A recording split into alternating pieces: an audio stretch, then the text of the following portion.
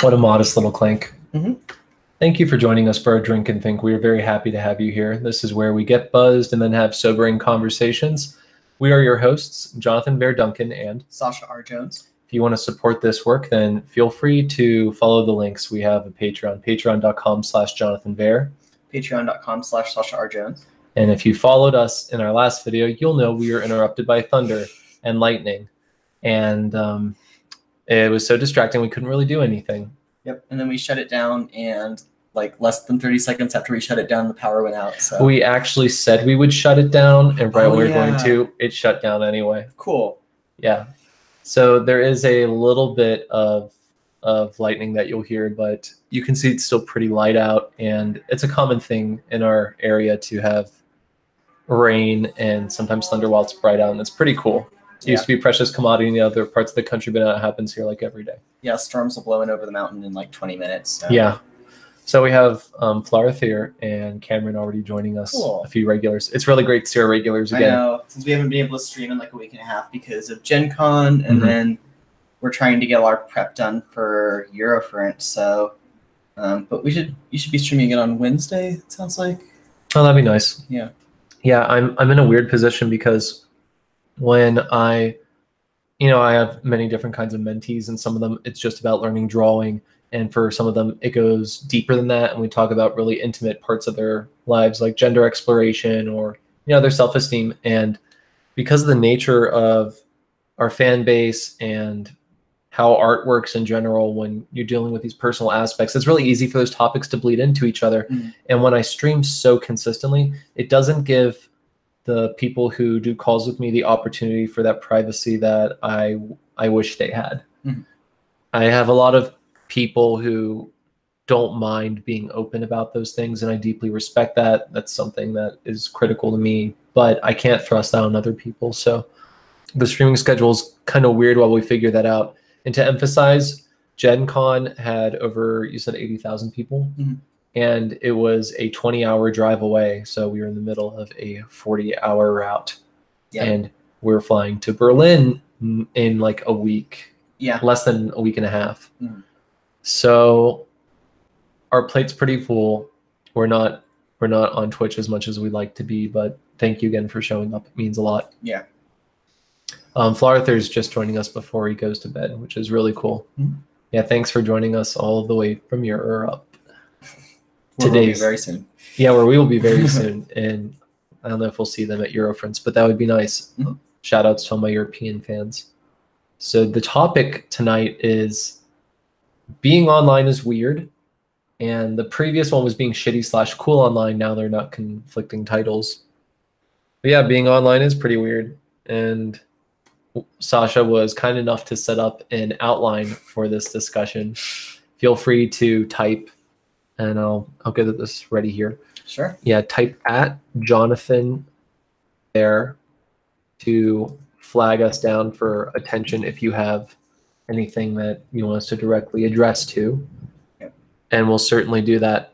But I had a very relevant interaction I'll talk about soon. Sasha is going to hit up some of our intro first. Sure. So this is a topic I've been wanting to do for a long time.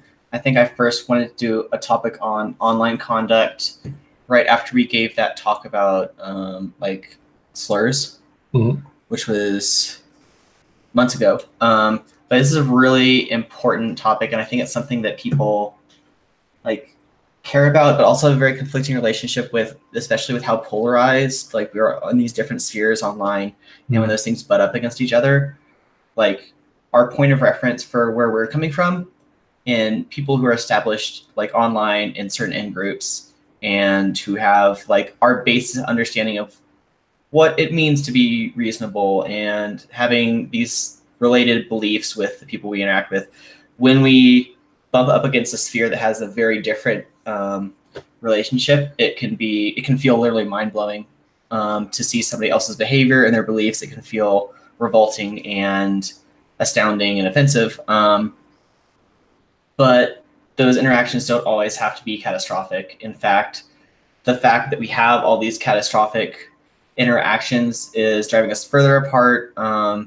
And it's more important than ever for us to be able to relate to each other and to understand where others are coming from. Like, we just watched Hypernormalisation last night and this morning, which is like a 3-hour documentary thing about how we got to the position that we're in now, like culturally, nationally, internationally, presidentially. Yeah, I'll add that to our show that'd notes, be great. actually. So that makes me think more about like my questions that I walk away with after watching that huge documentary are like, ooh, have we learned enough? Like we haven't even had this conversation yet because we've been busy today, but like that's the big thing that I wonder is like, have we learned enough since the election to not make the same mistakes? What were the mistakes? How do we have a better grasp of understanding where other people are coming from and what the reality is of the playing field?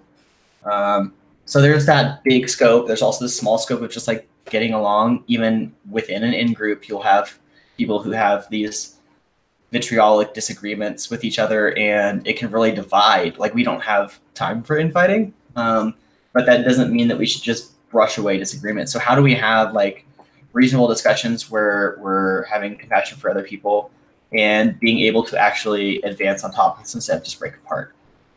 So I think this is a two-pronged thing.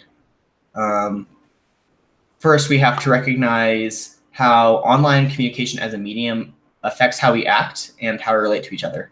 So the way that we view and engage with other people online is different from how we do so in person, even if we don't realize it.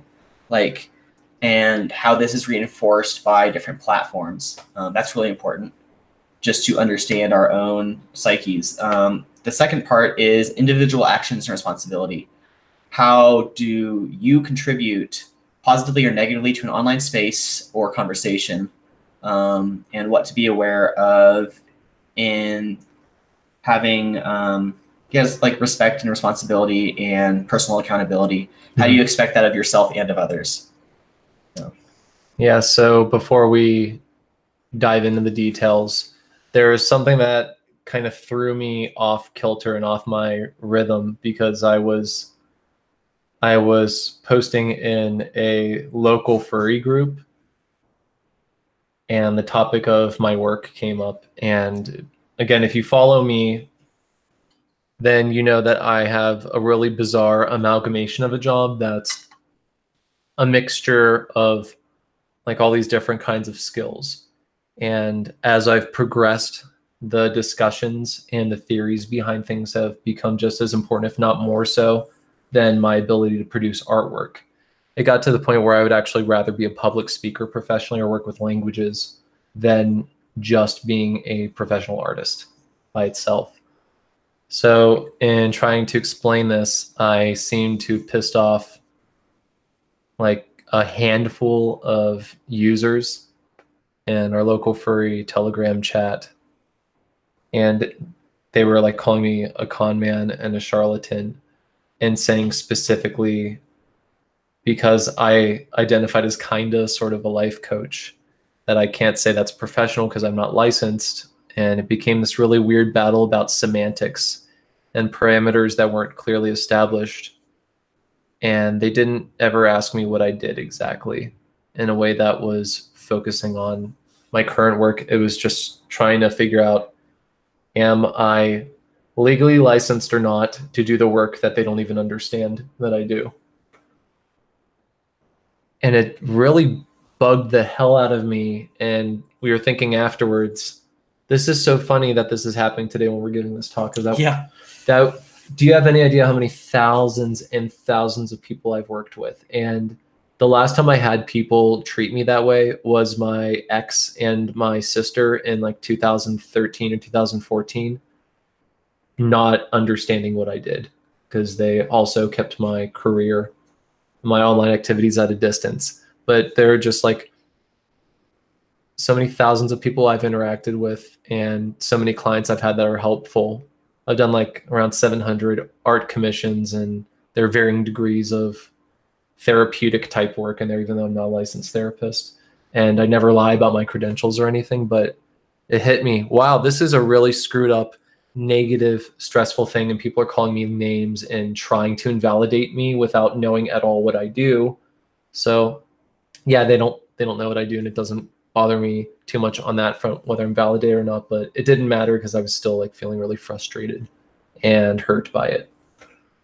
And it was so bad that I just like asked Sasha, can you please just write down anything you want to talk about there in the text file that we're reading from, and usually, I'll just figure that shit out. Yeah, later. Usually we don't bullet point our discussion quite this much unless it's a really planned talk like the slurs one was, or if we're actually writing and drafting a talk we're going to give at a convention.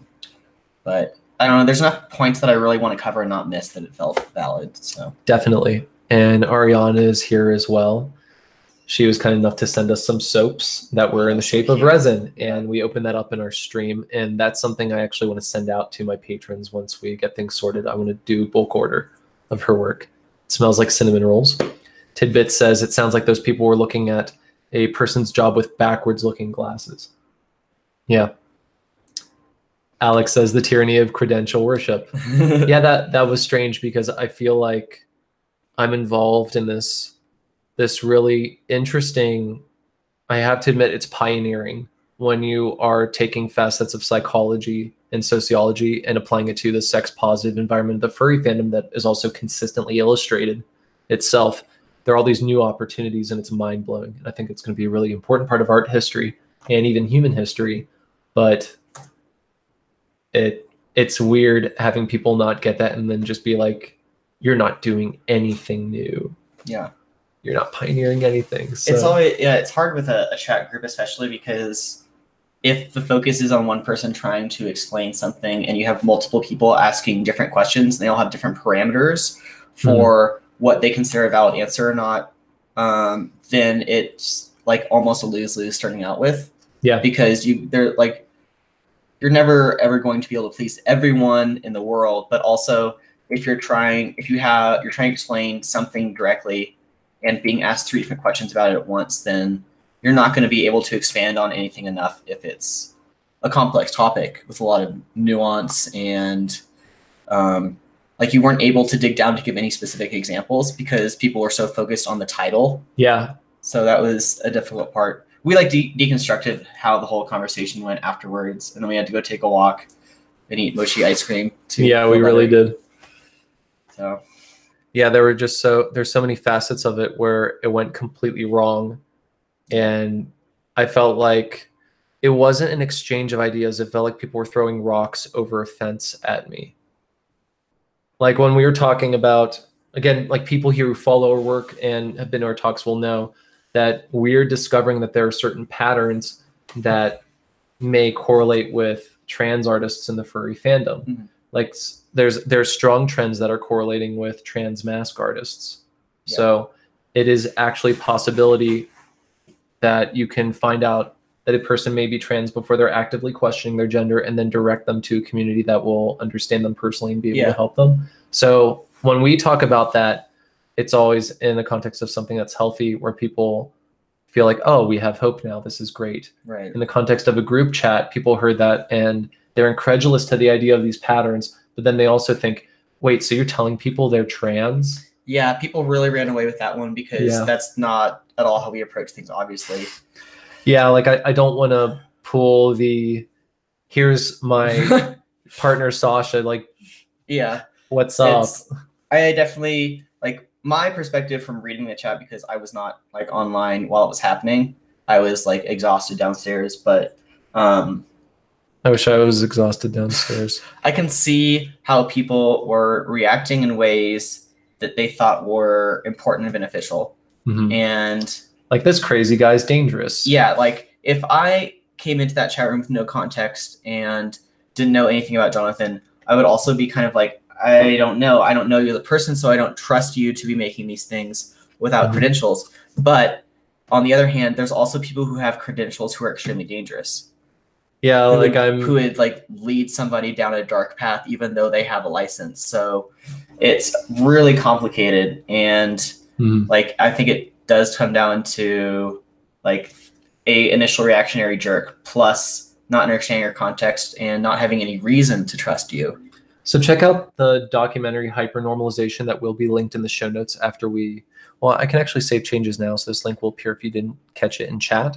But anyway, this is talking about how, especially in America and the West, there was this need to simplify everything. So if something doesn't fit the narrative, like the origins of suicide bombing and terrorism, then we oversimplify it so we can digest it and have it compatible with our particular culture. Yeah. And I think of this in the context of that conversation because there are two facets to this discussion. I legitimately help people in therapeutic ways without a formal training in therapy. And at the same time, there is no replacement for legitimate study of like therapy, psychology. That isn't something you just throw out. And the third point is not everyone is validated automatically as a psychologist by their degree, because there are terrible psychologists that exist. Yeah, so taking the gender topic specifically, there are plenty of licensed therapists out there that would absolutely ruin a trans person. Like an actual trans person would be wrecked by their guidance. Yeah, like do you have any idea how many professional doctors are not equipped to handle trans patients at all? Yeah, or actively would say like, that's not real. You're mentally ill because you think you're a different gender or anything like that.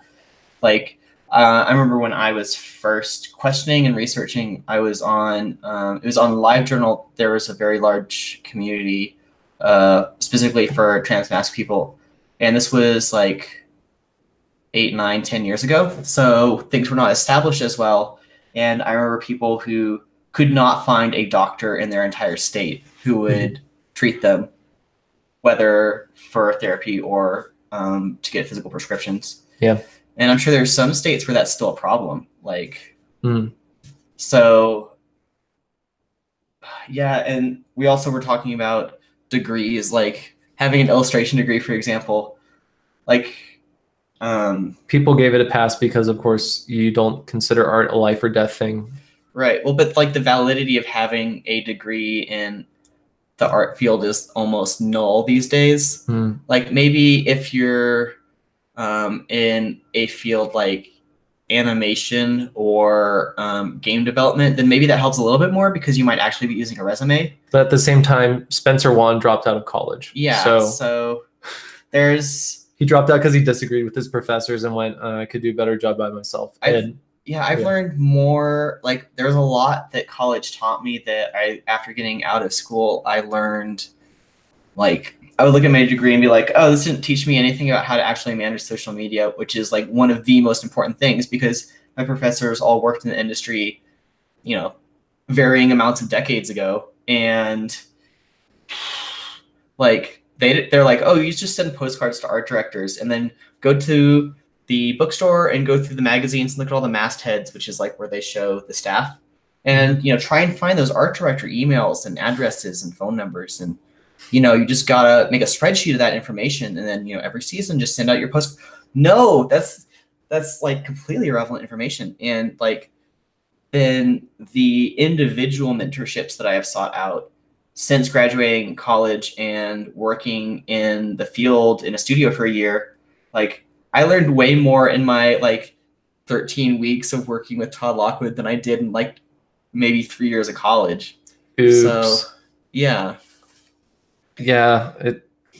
College, I loved a lot of my professors, but I had like licensed professors who were not helpful at all to me. Like they even admitted they shouldn't be teaching. One teacher left because he went, I'm passionate about graphic design to an extent, I guess, but I'm not relevant. Like I can't keep up with all this. Well, that was nicely self-aware. Yeah. He's actually Cywolf's uncle. So that's cool. A fun furry trivia thing for you. But yeah, he was on an emotional level super cool person. So I have a really complicated relationship with academia, and I can't justify going back when I'm already being helpful to people. And I'm not here to replace licensed practitioners of psychology. So yeah, that feels a little better to talk about, which is why we had to put it near the top of the list, and I thank everyone for their graces in hearing it. Yeah. But yeah, just Yeah. So don't say shit about my work when you have no idea what I do. Come on.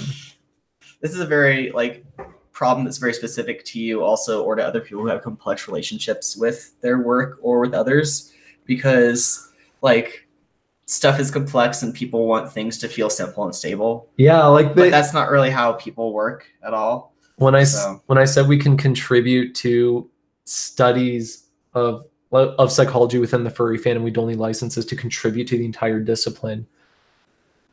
And someone said, publish your publish your book, and then we'll consider your credentials. Like, bitch, my book is my personal experiences. It's me going, oh, I drew through my separation and my divorce and my addiction recovery. Like, those are the credentials that I shared myself with my art. Do you have any idea how important it is to just share yourself and be a good listener? You should have been like, well, you can back the Kickstarter when it comes out next year. Oh, that would have been nice. But I actually had to stop talking because they told me to take it PMs because I wasn't convincing anyone. Cool. Anyway, let's talk about how the medium itself, like how being online, social media and empathy. Being online. Yeah. And I'd also like to say writing, because does anyone watching this even do written letters? I guess the extent of me, I wrote some like several page letters to friends in high school that lived in other states. Like I would write letters to Zeta. But I think the only like letter writing I do these days is that when someone orders something from the store, I'll do, especially if they buy it during a sale or something like that, where I really was, needing something extra, and they pitched in, then I'll write, thank you so much for this, and try and make it genuine as I can, even if it's just a few sentences. But Ariana writes letters whenever possible. Oh, cool. Ariana wrote a letter to us when she sent the soaps. Oh, yeah, that's right. Corva writes love letters to their great-grandmother. That is super cool. Oh, and Alex writes paper letters, or says paper letters rule, plus justification for good pens and fancy stationery, which I have a secret fetish for. I love beautiful stationery. It doesn't have to be too ornamental, but just like a nice cotton rag paper with a clean inlay. I think, that used to be like the medium of correspondence internationally, both like on a personal level and on a diplomatic level. But I think nowadays the fact that it is something you don't do very often makes it all the more special. But when you're writing a letter and it feels like almost like a one-way format where the other person doesn't get to interject anywhere along the way, you have to take the other person's needs into account and how this sentence is going to make them feel on a constant basis. Like you're constantly going back and forth between yourself and the other person and trying to like imagine and intercept their feelings and reactions. And that only works in as much as we don't have an internet to immediately respond to the letter with. Yeah. We'll assume that's not in play here. Well, we're talking about something that like snail mail being a given. Yeah. I had a friend, we didn't get more than 2 relays of written letters, but it is really special to, or like Drain sent me a post message where they can ask several things about you and what's going on, and you can meditate on it and then share, and knowing that there is a process to you, like you are physically exerting energy to have your idea put here. That's so special. I imagine a lot of Arabic cultures where poetry is still, or like Central European where poetry is still like a deeply ingrained part of the culture, they probably still do that consistently. That wouldn't surprise me at all. Nami says, I sometimes include handwritten thank you notes with things I mail out to people. I've also been known to write letters when I need someone to listen and not interrupt what I have to say. Yeah, I've written letters, not necessarily in handwriting, but usually for like my Christmas gift to my family, I'll write each person a short letter where I talk about how I value them and things like that. But also when I've been like angry at like my father about something or other, where we're having a miscommunication and I feel not understood, writing is a way to not be interrupted and to be able to pour yourself out a little bit more than some people will let you do in person. I'm convinced that this has changed how we value other people's experiences. And there's so much that we can unpack on that too, but let's make sure we get to more of this. Yeah, we want to talk about, I think letters is a good example as being like an opposite to how we interact with others when online. I'm going to butcher this name, so I apologize. Thich Nhat Hanh. Not Han. Yeah, Thich Nhat Hanh. So this is a happiness guru. And he's some expert on living meditative life. And they're in his, I think it's called Plum Valley or something. That's the campus that he lives on in France. If you offend a person, there's a ticket that you fill out. It says, Whoa. Yeah, it says, you have hurt me in this way, and I would like to talk about it at this time. Wow. And it's never the same day.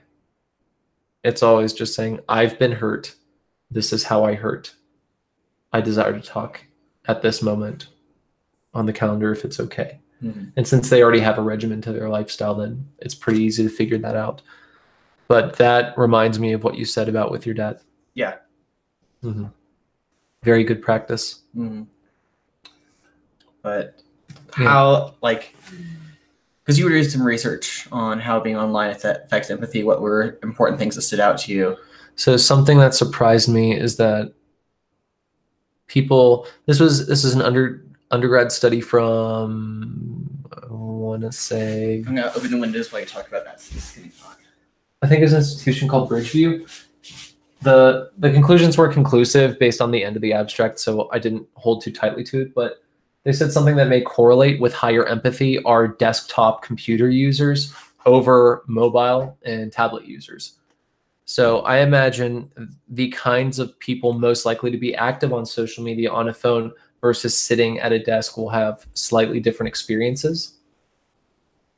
And I know when I think of the context of being online in a space where I'm sitting that's designated for work, that does feel different to me than answering messages on the go. And most of my Telegram messages that are marked red accidentally, where people think I'm blowing them off, it comes because my phone is being opened in the middle of some sort of commute or grocery trip or something. I actually can't stand to respond to emails or Telegram messages if we're like on a road trip. Like something about being in that mindset makes it feel like I just can't grab a hold of it. It's really difficult. And it also doesn't help that the car we're in is very loud. Yeah, in the interior. So it feels like it's a space where maybe you could play Breath of the Wild or listen to podcasts without necessarily talking because you're ingesting. But yeah, it does feel like doing heavy correspondence is kind of weird. You can do it with the other person in the car if you can talk loud enough. But like when I am, usually how it goes for me in regards to messages that I fail to respond to is I'm prepping for the con, then we're driving to the con, I'm thinking about the things I need to focus on there. We get to it, it's a constant process. We're trying to get back to ourselves, we're getting back.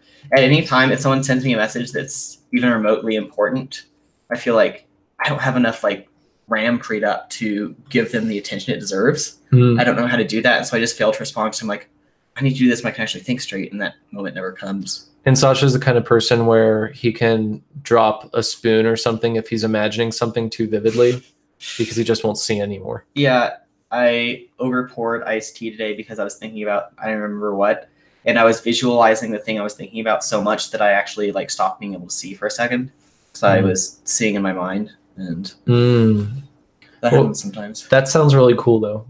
It does, but that sometimes happens while driving, so that's not very cool.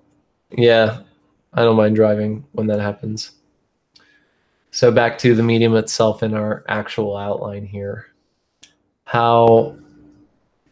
want to talk about call-out culture. So we're talking about, let's finish this. The difference between, Jonathan mentioned being on your phone or tablet versus PC or a desktop computer. And I can see how that's a different mental space to be in.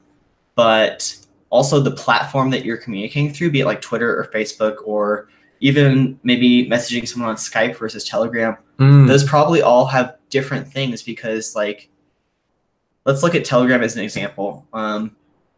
That shows when the person was last online, if they've seen your message, and different information like that, where you're definitely going to make some judgments based on, oh, this person saw my message and they haven't responded yet. Ooh, what's that mean? Like, knowing that information can really fuck with you.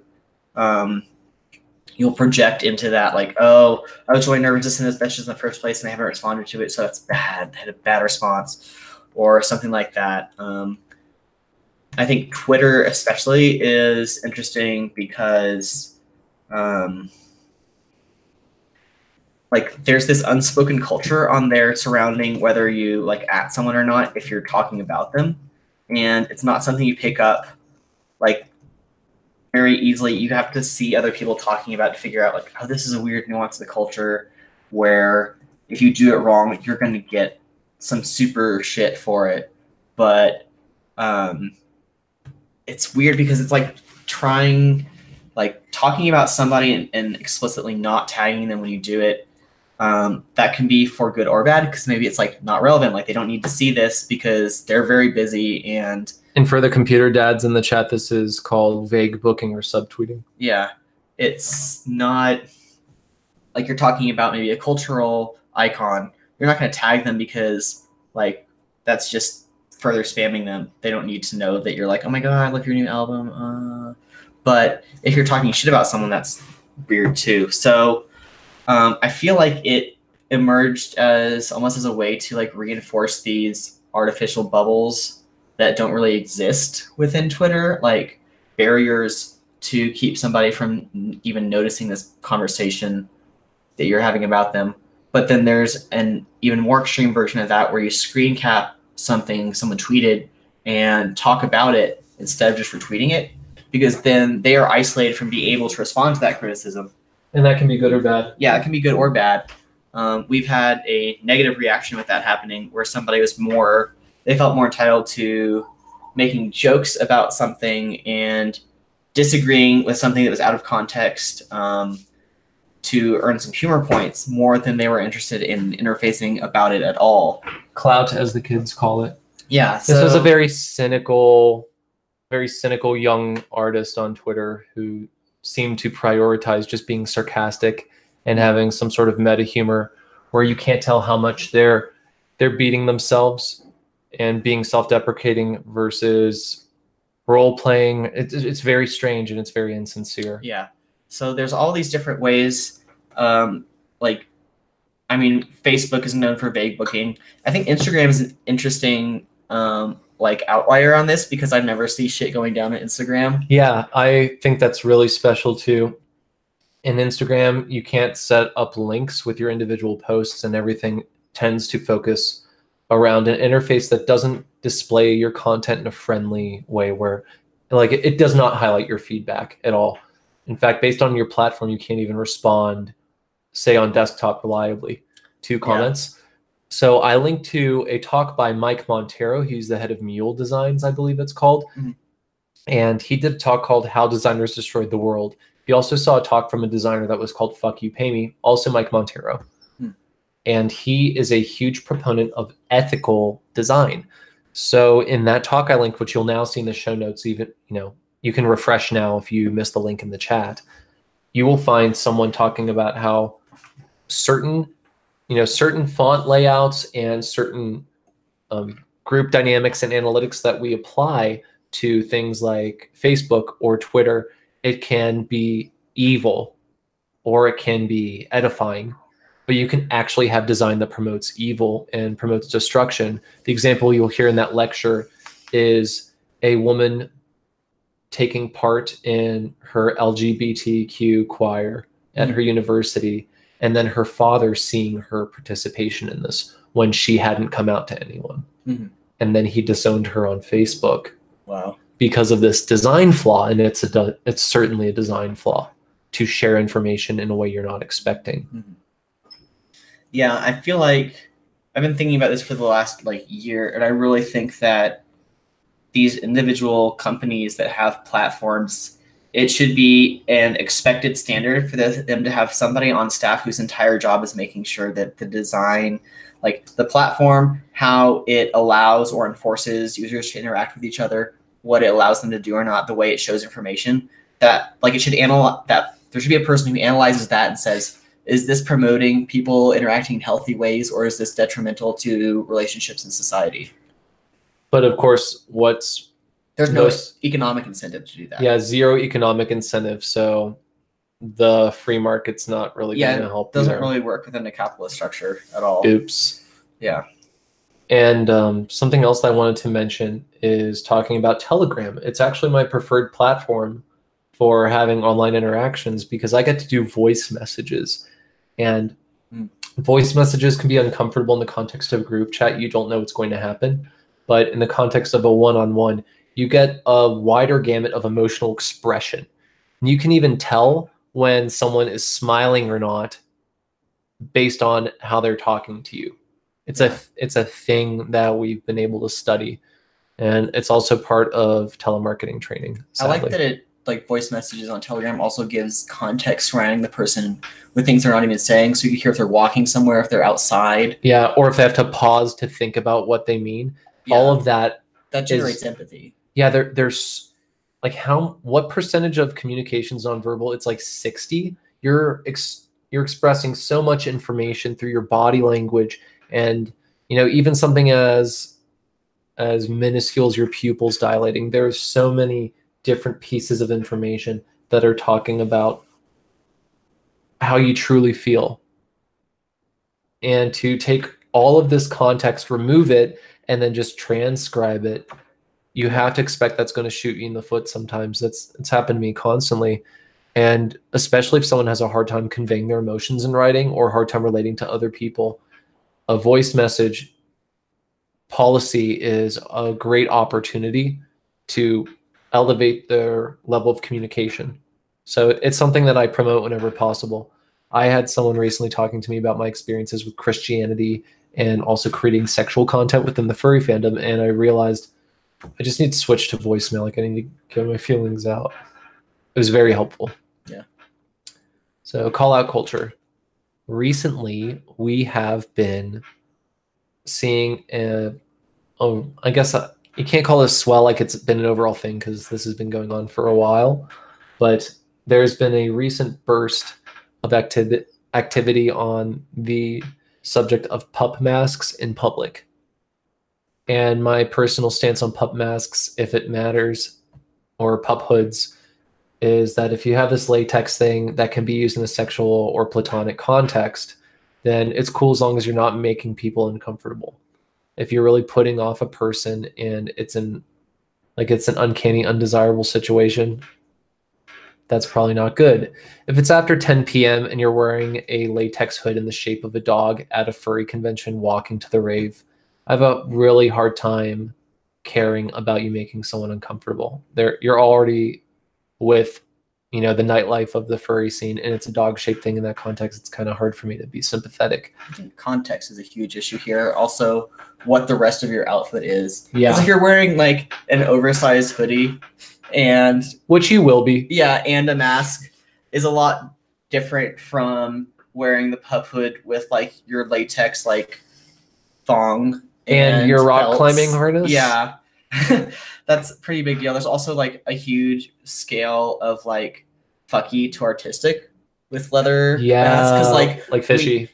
We have a friend who creates collaboratively creates these masks that are like beautiful. Like they're leather and they have really thoughtful folds that make it have a naturalistic appearance. You can wear with dress clothing on the street, and I don't think people would give you weird looks. Yeah, they don't look fucky at all. They look like works of art because they're like intricately painted and shaped and all those things. So it's kind of a tangent, but I'm glad we talked about that nuance, because if you just say, oh my goodness, I'm 18 years old and I'm so angry at the idea of this thing I've never seen in person at conventions I've never been to, and I need to say something, then I understand your feelings. I too was 18 once, but you have to tone it back. You have to, instead of prioritizing blasting out that opinion online, you have to ask yourself how well do you know this context? Mm-hmm.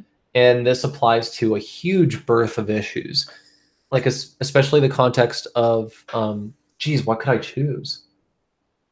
Okay, like baby furs and cub art is something that comes up, and I think anyone who talks about this as an opinion needs to also be familiar with the ABDL scene. Like isn't that like adult, big, little? I don't know the acronym. Or I think it's age, play, and big, little, and diapers or something like that. Yeah, I've known a couple of people who are littles. So. Yeah. So like the context of being a little is like a very complex thing. And a lot of the time it doesn't have to do with sexualizing children. It has to do with someone repurposing trauma and then redirecting control over negative situation. So you can have negative opinions about cub art, and I'm not going to slant you for that, but you're remiss if you blast opinions out and then you don't understand that the thing that you are knocking may actually be used as a form of therapy for somebody. Now, taking this isolated and very nuanced case and putting it in the public sphere and being like, look at what I drew without talking about it, I think that's completely wrong. You do not do that. Yeah. Don't take things that are nuanced and very complex and things that can have real negative consequences and just be like, what, I'm not responsible for what people do with this. Well, like we saw an example a couple months ago where somebody was doing art that was pretty on the edge, and there were varying degrees of, well, this looks inappropriate, and this is very uncomfortable. You're idealizing like these childlike aspects, but then you're denying it. That was really... There's this person who already gravitated towards cartoony proportions with like big heads and smaller bodies, but then when they have like fat in it, like fat that is like little baby kid fat, moves, like baby fat or undeveloped genitalia that's prepubescent, then that goes beyond just liking cuteness. You are sexualizing traits that we do see on children. Also, we noticed a difference in people portraying the idea of like adult conscious characters who happen to be cute versus this whole other dynamic. Right. And that at least we had that conversation. Someone in our fan base said, hey, I'm uncomfortable with this, and you mentioned it, so tell me if I'm being crazy or not. Tell if I'm being crazy or not. And the person approached this artist in a way where they're like, hey, like I don't like that this is happening. It makes me really uncomfortable. This relates to my experiences in a negative way. And the artist completely refused. They were like, this is just my style. I like cute things. They weren't being mean, by the way. They weren't being mean. I think they were so caught off guard by the accusation, but the accusation wasn't call-outy. It was just like, I'm uncomfortable. Can we talk about this? Specifically, they said this was in the context of being a professional artist and knowing if you are rendering something that looks like this, you have to be on your guard. I think you should be ready to have that conversation. And if you have like legitimate reasons and you like are thoughtful, maybe this is something where you're recontextualizing something. Maybe you actually are having trouble drawing things to proportions that doesn't look this way because that's just how you've drawn in the past. Yep. You should be ready to have that discussion. I think it's a baseline responsibility that should be expected is if you're putting that out there, but you don't want to like talk about it, then that's not good. This is a thing you'll also hear me say on about a weekly basis, if not daily. Pornography is powerful, and it's a drug because human sexuality is powerful, especially in the context of our puritanical influence that's at least brought America to be a sexually repressed and sexually obsessed country to live in. If you are designing pornography and sharing it publicly, you are creating a drug. This drug is not objectively evil, but it is powerful. Do not give drugs out to everyone for free without at least a disclaimer. Don't draw rapey role-playing artwork without having some sort of context adding about, how valuable consent is to you. Don't tell someone about BDSM and then not tell them about aftercare, because that's the equivalent of what you're doing if you are putting incredibly niche or like extreme subject matters of sexual artwork out there without any other context. You can't be surprised when people condition themselves to be attracted to negative things and then they suddenly have to pull back and catch themselves. And I say this as someone who's into some really deep, dark, terrible stuff. I think one of the worst fetishes you can have is sexualizing the loss of an innocent person's life. I don't like the idea of just like kink shaming everyone, but I don't condone that kink and I refuse to support that kink, and I will be vocal about it. It just doesn't come up much. But that was the thing I was into, in part because of the, part of my experience is inventing that is art that's fantastical. And we never had discussions about that subject matter when I was looking at art online. Artists weren't being vocal about what it means to them. So that sucks that you can share as much information and context as picture's worth 1,000 words. That is true. You're sharing so much of yourself and your life with your art, especially you. Thank you. You're welcome. I like that about you. Like, imagine if all Sasha was cool picture. That'd be weird. And imagine if there was no other context at all to any other image. I'm like 90% context. It's a lot. I probably am too. Yeah. I guess that's why we're here. Yeah, like a lot of the people that show up to our talks are very context heavy people. I think a lot of people are context heavy, but they hide that, or they just don't want to explore those parts of themselves. There are people where what you see is what you get. Yeah.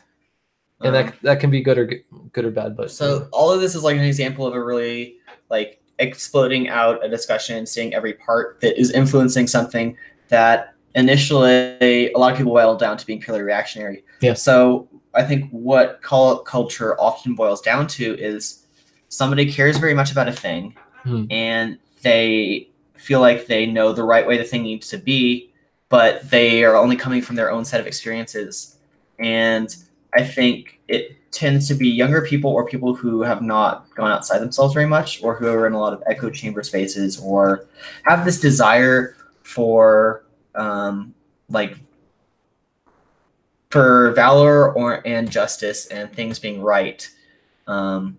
There's closure. They want a sense of closure. Yeah, they want things to be good. They want things to be good for people and for people not to suffer. But without realizing it, they often wind up prioritizing their own desire for vindication and for righteousness, and for getting to like verbalize that anger they have about this injustice over what is actually constructive for the overall conversation. Because if somebody's completely outside of your group of experience, or is coming at something from a different way, and your reaction is just to explode at them, they're not going to internalize that. It's not productive. And if you really care about advancing an issue that you believe in, then you need to focus on what's productive for it more than for yourself, which is difficult. But so Cameron linked to an account that exploded this, apparently. So this is Ass Wolf. He's someone who I believe has a lot of followers on Twitter. Some jabroni, get that disgusting sex mask out of here. There are children present, you debaucherous little pervert. That is hardcore kink gear, you ungodly vile worm. Have some decency. A child. Is that a puppy? Which is accurate. Yeah. I'd say it's pretty accurate. I'm actually not thinking of making kids uncomfortable when I think of a mask by itself on top of like the oversized hoodie. I think of, okay, well, like let's look at Ariana's comment. I definitely agree with the BDS thing. I was involved in that community and didn't learn about aftercare until a couple of years ago.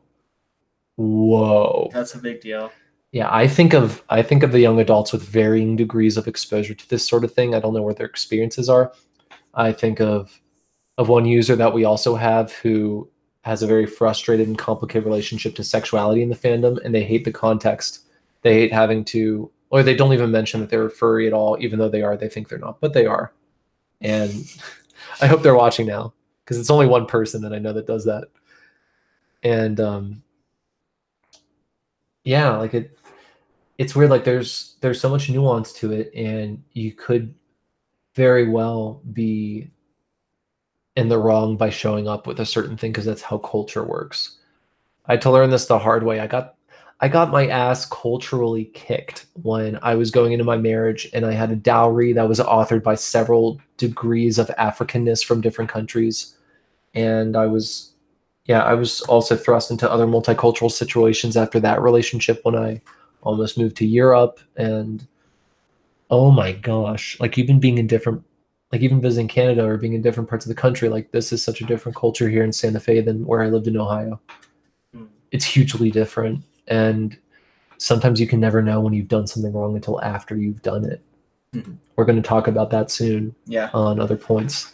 one thing that we do want to touch on is what kind of conversations can play out online like they wouldn't in person. Yeah. Especially when you've got like such a huge sphere as Twitter, where people are cutting in and out of conversations and maybe seeing or not seeing things. It's a horrible medium for having a involved discussion. Yes. So Mark Fishman is one of my favorite artists, and like at LuxCon, and his Facebook posts are very interesting, and the people that show up to his Facebook posts are the kinds of people who will like make fun of safe spaces and stuff like that. So his demographic's older. They're going to be lots of baby boomers, and they will be people who do not understand what being trans is, let alone the demographics of queer young adults who get kicked out of their houses and have no safeness and no reliance whatsoever on even knowing where they're sleeping that night. That's way different than talking to a person with his art there and then hearing the context that he's bringing. It's so much easier to read into the person's body language and their outfit and how they're engaging with you and decide how much you want to share and when the right time is. A lot of it's auto-correcting itself in real time, even if you're a poor communicator. Yeah, you can back off on something if you see that you're really making somebody else uncomfortable, or if you see some shift in their body language that's really drastic, but you can't do that in the middle of writing a 2-paragraph long Facebook post. Like, you just can't. Or, for example, like, we didn't evolve with the internet as an eventual expectation. We're designed to have these mirror neurons that respond to other people, and empathy is something that happens on some degree automatically, but we also have it as a deliberate choice. Like, you have to decide to lean into it. I really do hope you watch Hypernormalisation, the first link in the show notes. It does talk about the algorithms that always put, well, actually, let's talk about 2 algorithm systems briefly. There's the algorithm system that Facebook uses to keep you on attractive material. And then there are algorithm systems on YouTube that gradiate towards more and more extreme content based on polarizing likes and dislikes. Isn't there some example, not from the documentary, but of, I remember someone talking about falling asleep watching, their toddler was watching roller coaster videos, and they like left it with YouTube auto playing, and eventually when they came back, it was roller coaster decapitation videos that the toddler was watching just on autoplay. Yeah, so that was probably the TED Talk about the algorithm, I'm guessing. So yeah, not TED Talks, YouTube will consistently ramp up something extreme because what they're doing is taking this algorithm that I don't even know if I don't even know if a human being was like, oh, that's what's happening.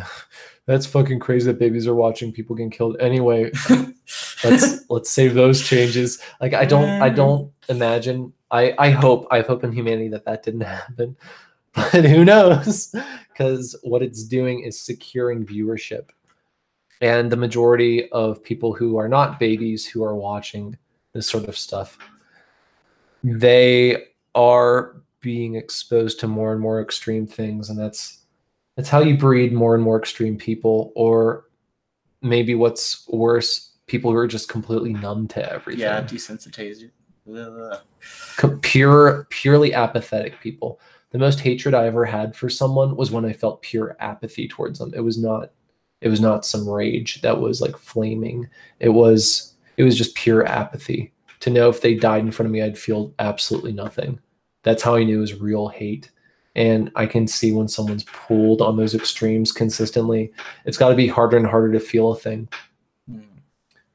I'm a member of a community loosely where sometimes they put not life safe links there in the topic of the moment, and because of my curiosity, I will go into the topic and read the description.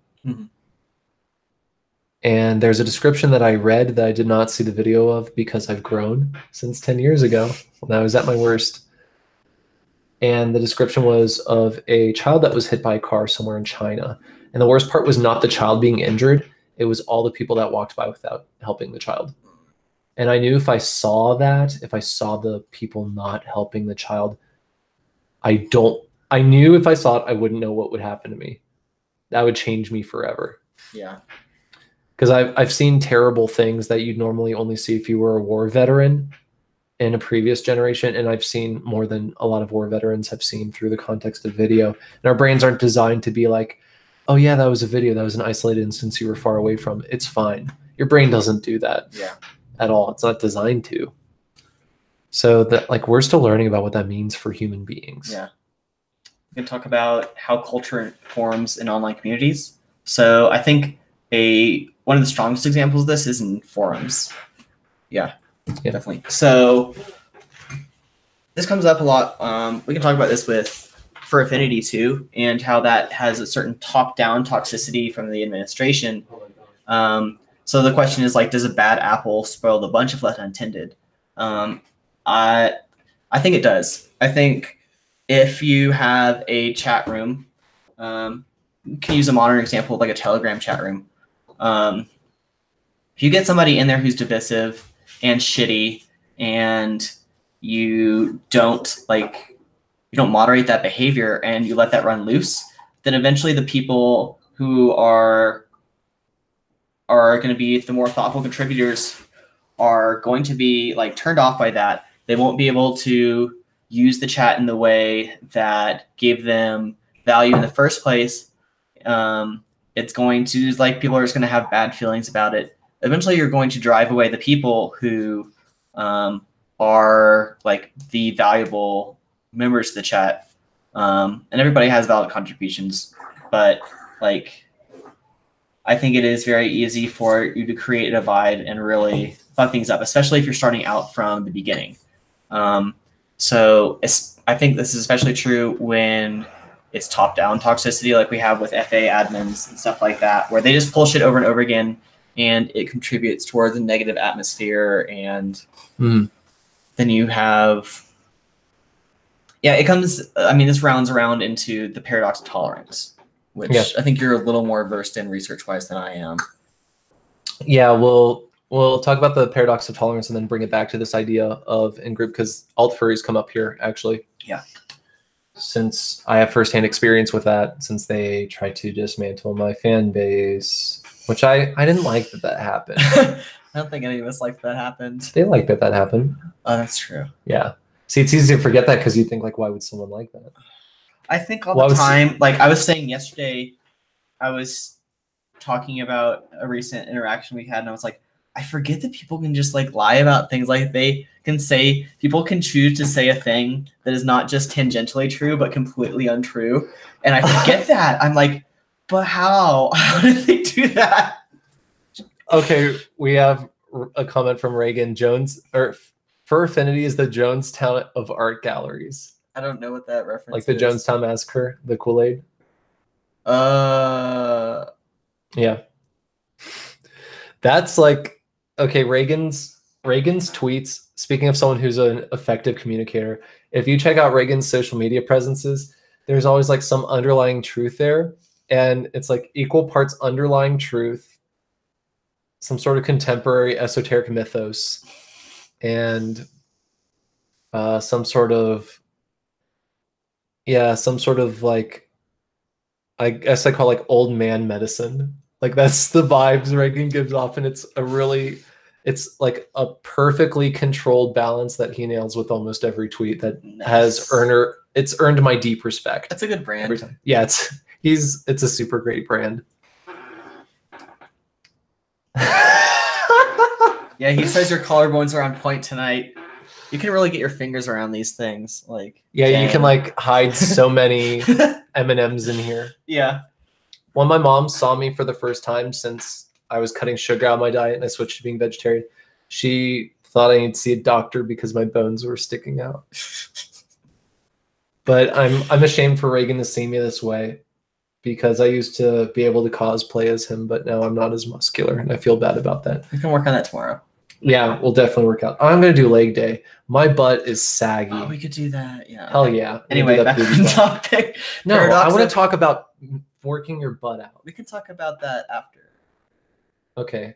We'll talk about it on our Discord. Join the Patreon. You go. There you go. That's what you're where they call me Reverend Swolothan because I'm now ordained. Get behind that paywall for that good butt talk.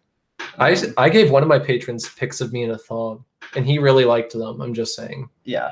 Yeah, that was back when I was He super asked fit. for it before. He had to work on you a little bit. He donated $10 extra for it. He really wanted it. Yeah.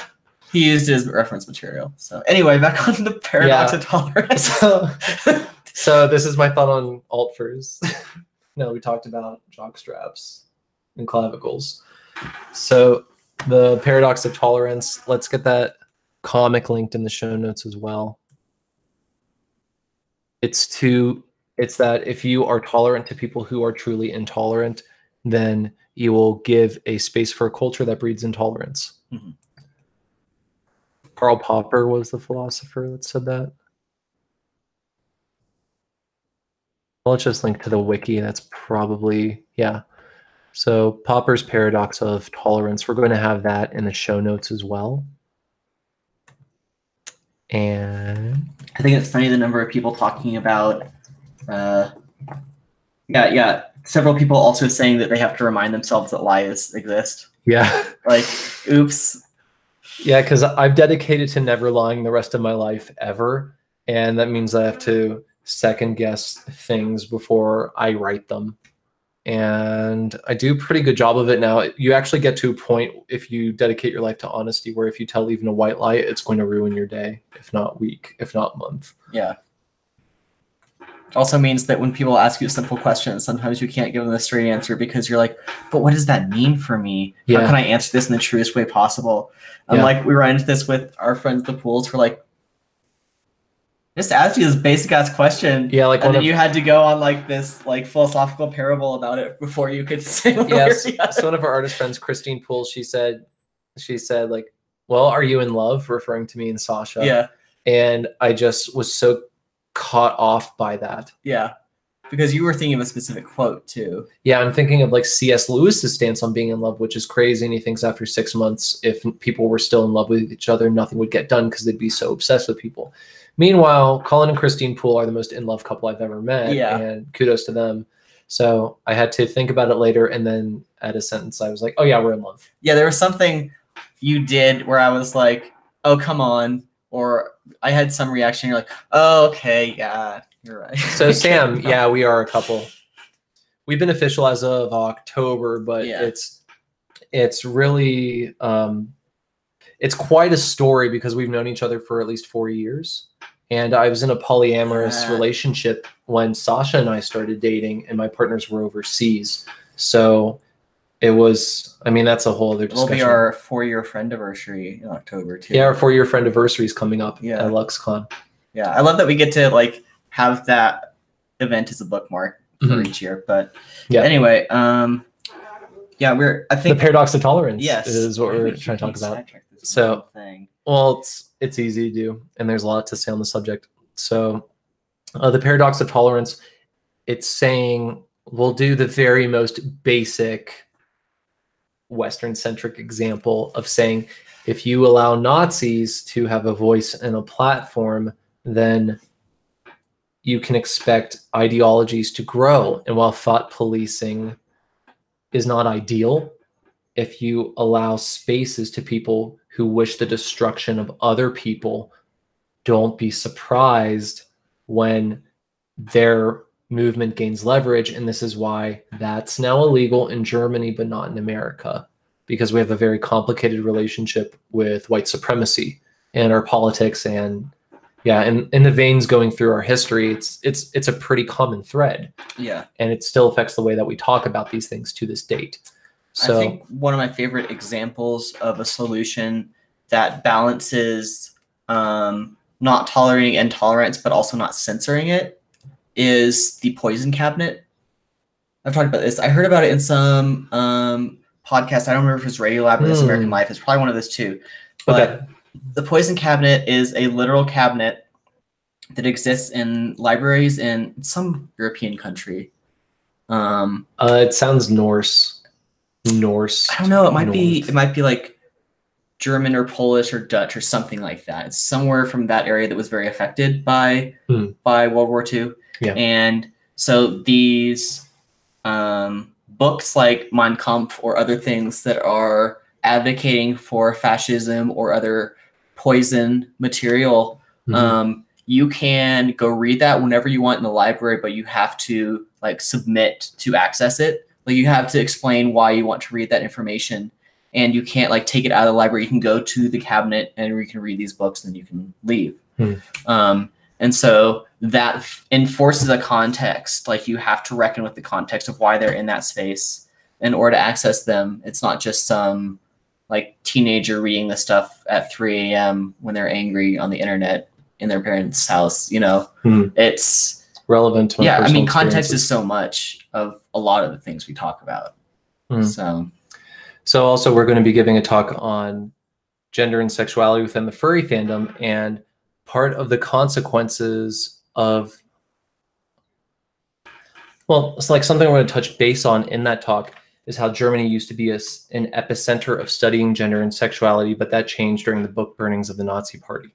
And the German law is that any content that has to do with that specifically needs to be completely censored or used for educational purposes. So that's something where I plan on censoring it just to be safe. Oh. Looks like Cameron timed somebody out with his mod powers. Yeah, I saw what the message was. Yes. Do you want to address it? Well, Sam said we have no idea what we're talking about, but I don't know what it was. Oh, I didn't see what he was referring to. He was asking some derogatory questions about who gives it and who takes it in reference to us. And I was going to say, that's a really complicated question. We'll do some paintings about it, and then you can see. Like, that's too complicated of that's, first of all, that's like a really basic derogatory question. It's not necessarily on topic, but also as an example of being good communicators, we can say why that doesn't make sense, because like we don't operate on like some sort of a sexual binary. We're not mere humans. Drinks box wine. Yeah, to answer Sam's question, which, Sam, I could talk about my sexuality all day, please. And I'm too excited about to not address the question. So Sasha and I have sketches and nothing fleshed out, so no pun intended. And I'm really sorry about that. To basically paint like what does sexuality mean to us, and how do we relate to ourselves and to the other person? What role does our spirituality have, especially with our different contexts? Sasha being more or less agnostic, and my coming from over 17 years of Christian education. These things affect how we view ourselves, like our internal selves, and what that means in the context of a sexual interaction. So unironically, thank you for asking that, Sam. I appreciate that. And I can't wait for you to get visual answers to your question. Yeah. They're not explicit, they're more spiritual, but yeah, it's going to be a little abstract, so it's not going to be fap fodder. Or unless you're like into abstraction. I guess. Some people are. I have a friend who could masturbate to just like color gradients. That sounds really convenient. Yeah. Like really convenient or really inconvenient. Like, she's very creative. I'll buy it. She's an exceptional artist. I mean, you have to be, right? Like that's when I heard that. Can I imagine who we're talking about? No. Really? Cool. Yeah. Okay. So anyway, Naomi says, from a person with a ridiculously damaged relationship with sexuality, sounds fascinating. Yeah, so I think like it's like actually funny talking about the subject of being exposed to something outside your sphere of normality and what you assume that everybody you interact with knows. The question, who gives it, who takes it, is a little bit below it. Like, whoa, are you from like 1992 or something? I don't understand. Yeah, that is such a dated question. Yeah, like, because for me, that's not something that I would ever expect. Like, it's a really basic like IKEA, like slot A, tab B, like. Yeah, that's just like from the playbook of trying to be offensive. Yeah, but I know that there's also like straight people who are generally like, how do you decide that? Yeah, because I have a really good friend who asked that question. Yeah. So let's find a way to tie this into the subject in a way that's helpful to all our viewers. Yeah, how do we respond to this question in a way that like informs them, but also doesn't compromise our standards. Yeah, because if someone is trying to troll you or something, or make you uncomfortable, that's understandable. Not everyone has the same tolerance for approaching these things. But if you are going to, there's no reason you can't turn those things into learning experiences. Or into some of the most valuable members of your community. Like we have the Doodler as an example, the classic example of somebody who came into our stream trying to troll and who wound up being like one of the like center points of the community. Yeah. Because they're like, wait, you're actually like answering my question thoughtfully and introducing new information. I don't understand. Yeah. Yeah, we were talking about the Piss Christ, which is one of my Yu-Gi-Oh! Trap cards. So I have a lot of opinions on Christian art, and I'm convinced that the Piss Christ is one of the most important pieces of Christian art that was ever created, because it does justice to this idea of a broken sacrifice for the sins of the world, rather than trying to make it beautiful and eloquent, which I think deviates from the idea of the Son of God dying for the sins of the world. Another thing I could talk about for a long time, but this is an idea of communicating. There is some tiny percentage that whoever the Sam person is, they might actually be watching and they might actually be listening and being like, oh, okay. Yeah. Well, so, now I know. See. Tidbit also said that they think of thinking a sexual binary. So this is both derogatory yet relatable. So I guess it would be a disservice if we didn't answer the question in some more direct way. Yeah. For me, having only had Jonathan as a sexual partner, while he's had other sexual partners in the past, the way that we interact, like giving and taking, feels like terms that aren't really relevant because it's more like a continual cycle. Yeah, we've been using like the term convergence, right? Like transference. Transference. Yeah, so there's like elements of focusing on like placing yourself in the other person in a way where you're like experiencing what they're experiencing in like this like weird spiritual simultaneous way. So, and this also reminds me so much of our sex has imagination as a component, which doesn't make it unreal. It means that we're exercising, which is not part that's outside of. It's not role playing. No, I think some people interpret imagination as that. Oh, okay. Yeah. Like let's look at it this way. God is imaginary, and I'm not saying God is fake. But I mean, God's not. It's an abstract concept. It's an abstract concept that's not this thing that you can touch immediately in this way. But if you are going to find God in this design or in a tree or something like that, you will need to use your imagination as part of this. So, Dark Pocket Mon said transference. Well, my character has feathers, not fur, so. Yeah, you're wrong. So, and anyway, like God is imaginary in that context where you need to exercise your ability to think of a thing that's not right in front of you. So I hope we can think of imagination as under that particular point for a moment. In that context, there's a lot going on that's more than just Sasha and myself and some sort of physical component in our sexual interactions. And I feel like this does tie to spirituality, and oddly enough ties to my understanding of God as something more than physical. This is also why I think if you are engaging in consuming pornography actively and not conscientiously, your imagination will be on overdrive and you'll burn out. I'm also convinced that this correlates with my inability to have healthy, edifying sexual encounters with Sasha if I'm actively engaged in consuming pornography. So I feel like I am my healthiest self when I do not engage in just like privately consuming porn. So that's like from my history of sex addiction. This is also why I strongly encourage anyone who's creating porn to always put your asterisk and then say what it means to you, and to anyone consuming porn to only do it if it's directing you towards positive and healthy things in your life, which is possible, but if we're honest, very unlikely. It's not likely you're doing it to meditate on what's healthiest and most valuable for you. Yeah. But anyway, I think we got a lot out of that divergence as an example. Yeah, that was actually a really great divergence. So So we're taking this very slowly because we keep getting interrupted with things that are worth being interrupted about.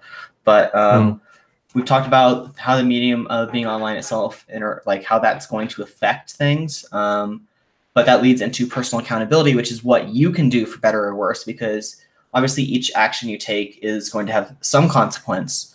So are you building in a positive way, or are you detracting from something? Are you doing things like I was talking about earlier, where you are feeling vindictive, or are you setting yourself aside in order to advance things? Or when do you need to focus on like speaking up for yourself? Those are all really complicated things, and it's really hard to have the cognitive skills to be aware enough. Like I'm able to really self-analyze what I'm feeling, what my motivations are, because I've had like little decades of therapy. We call it doing your homework. Yeah. Yeah, doing your homework is what we call like emotional processing and figuring out where you're coming from, why you're feeling something, why you're doing what you're doing. Yeah, proactively communicating your feelings after that too. Mm-hmm. So here's some, we asked our community members like for some positive and negative experiences they had online and how other people's actions affected them. So we had a lot more, I think we had more negative things shared because that's easier to remember, I think. And also like existing in, like we're really proud of the space we have in our community on like our Discord server and on our Twitch streams and in general. So like it's hard to give a specific example of why that's positive. But like when people have negative experience, that's more isolated. I could say what's most positive about our community is that we emphasize under all circumstances, you should share yourself. Yeah. Share vulnerable things if you think it's going to be helpful to another person, and you don't need to be cool or earn our affections. Yeah. To share who you are, your true self, is the greatest gift you could possibly give us. Yeah. I don't think any human being at their core is so broken and unlovable that I wouldn't like to get to know them better. Yeah. Also, I love that the doodler arrived just in time for us to finish talking about them. Yeah, we were talking about you earlier and how you were a valued member of our community, even though you started out by trolling us. Especially because we just had someone who was like, I'm going to throw in a reactionary question. Yeah. But surprise, it was secretly helpful. Yeah. Oops. Yeah. So let's start off with the negatives, and then we'll do some aftercare and focus on positives. So I'm your daddy now. So some negatives. Fuck yeah. This was, we usually will do we'll post on journals, or post on FA, we'll post on Twitter and try and get feedback from a wide spectrum. But most of the engagement that happened this time around was on the Discord server. And also let us know if you don't like this being private, if you'd rather have your name tagged on there. Yeah. But I have a feeling people will get a feel for you anyway. I'll mention these things anonymously if you want to claim that as your input and expand upon it, you're welcome to. So someone said, mentioned seeing someone step into an ongoing conversation, like in a chat group or whatever, without measuring the temperature of the room or checking the few lines above to notice an important discussion was ongoing, and like diverting the flow with like random interruptions that are like trying to center attention on them instead of engaging with where things already are. I see this as a problem a lot in a couple of the groups I'm in, and I always find it really frustrating because it feels disrespectful. Like someone can be dealing with something really weighty, and then another person will come in and post some stickers. Yeah, I can't believe people do that. It's so inconsiderate, and I do it all the time. Completely on accident. Someone did that during the conversation I talked about earlier in the local group. Yeah. Where things were getting very heated with me having to defend my position, what I do for work. And someone posted a dumb meme or a GIF or something, and then like you could just imagine them frantically clicking to delete the message. Yeah. So that's appreciated too. Obviously, no one's going to be angry when someone puts a sticker there because they just showed up and they want to say hi. Yeah, it doesn't feel very welcome, I guess. Like the way that I engage with things, I'm always going to read far enough back to gain a bunch of context, and so I don't really wind up having that problem, but like just try and be aware of that. As an offshoot of that, you'll have people doing that on purpose because they're uncomfortable with a serious discussion happening. So this happens a lot in a local group where, for example, earlier today, before we had the more difficult discussion, there was somebody who said something about like, well, I struggled with like with math when I was in school, but I managed to become like a leading software person despite that. And someone responded with like making up a like, oh yeah, me too. Like I was on Bill Gates' yacht and Leonardo DiCaprio saved me from drunken. Yeah, it was like this comment where they were like making fun of the other person for saying something that was their accomplishment. And I guess this person had a history of like tooting their own horn, and so this person, the other guy, was probably just like fed up with it. But that was still not like a productive way to respond at all. It probably made the individual feel good, like to like, and I'll show you. this is what you sound like to me, and I'm going to get cool points for making a joke. But like, it's not conducive. Like, just share how you actually feel. That's going to get you a lot farther. It's going to be like, you're going to look like a more mature person who is able to garner more respect because you're treating others as adults with relationships. So we could summarize this in something I don't want to call it an oversimplification, because I trust this statement, but it's people over punchlines for me. Yeah. And there was a change I made in my life when I moved from being a B-tard to being a person who genuinely cared about all other people that I come across, where I had to say nailing like a super funny joke at someone else's expense, even if they deserve it, it's not as important as trying to pursue that learning opportunity and loving a person and getting close. It's definitely harder. It's harder. It is. And that's like the point of this, what I'm saying, because I got derailed, but by myself, not you. Oh, thank God. Yeah. Was usually when we, like, Jonathan pushed this person a little bit. It was like, why did you make that joke instead of sharing how you feel? And it almost instantly, some people in chat were like, hey, it's past. What's past is past. Let's focus on the positive. Let's not have drama. I want to talk about fun things and rainbows. And several people were like, no, I don't want to do that. Let's like finish talking about our feelings. That was me. Like but there were like several people who were like, I agree. Yeah. And that was really great to see, because that's like, we've had this happen a couple times in this chat where someone will say something and like, I'm not really catching up on the chat anymore because I am behind on my messages, but like, and they divulged into shallow jokes and puns. Yeah. So where we push back a little bit on someone saying something that's kind of shitty and shallow and be like, maybe you should think about this a little bit more. And like, why are you uncomfortable right now? Why did you just say that? Because this is how it sounds. Yeah, who taught you that solving problems with other people is a scary thing? Yeah, so people will get anxious about there being confrontation or conflict or drama, and then they'll try and shut it down and not address the fact that conflict just happened, which I think is like just like leaving a splinter in there. Like, it's going to feel shitty. People aren't going to advance. You're not going to learn how to solve problems. And I always wonder what this person's relationship with confrontation is. Like, maybe they had parents that fought and were not productive about it or something like that. And I think that makes it all the more important to have this confrontation and show that we can resolve it in a healthy way where we grow stronger together, even though it started as an argument. It's worth the discomfort. Yeah, it is. And well, let's reword that. It's a local group on Telegram. We live in Santa Fe, and this is the place we moved to where furry is a regular part of our lives. So that's why that's important. It's a statewide group. Yeah. So we don't engage with these people in this group much outside. We've met two people who, it was a great interaction. I had fun hanging out with them. Yeah. But yeah, we don't go down to Albuquerque for the events because we're just too busy. That's why that's worth it to us, because this is our home base and the furry fandom matters deeply to us. Yeah. So that, like, we feel protective of being in a new place that has a lot going for it that we're thankful for, especially with how much the fandom has brought to us. But that's not always going to be the case that extending yourself and being vulnerable is helpful to a person. When these alt furries came into our chat groups, they actively were lying and trying to dismantle us and turn me against my friends. And that's like, no matter which way you slice it, that wasn't like, my being vulnerable was a lost cause there.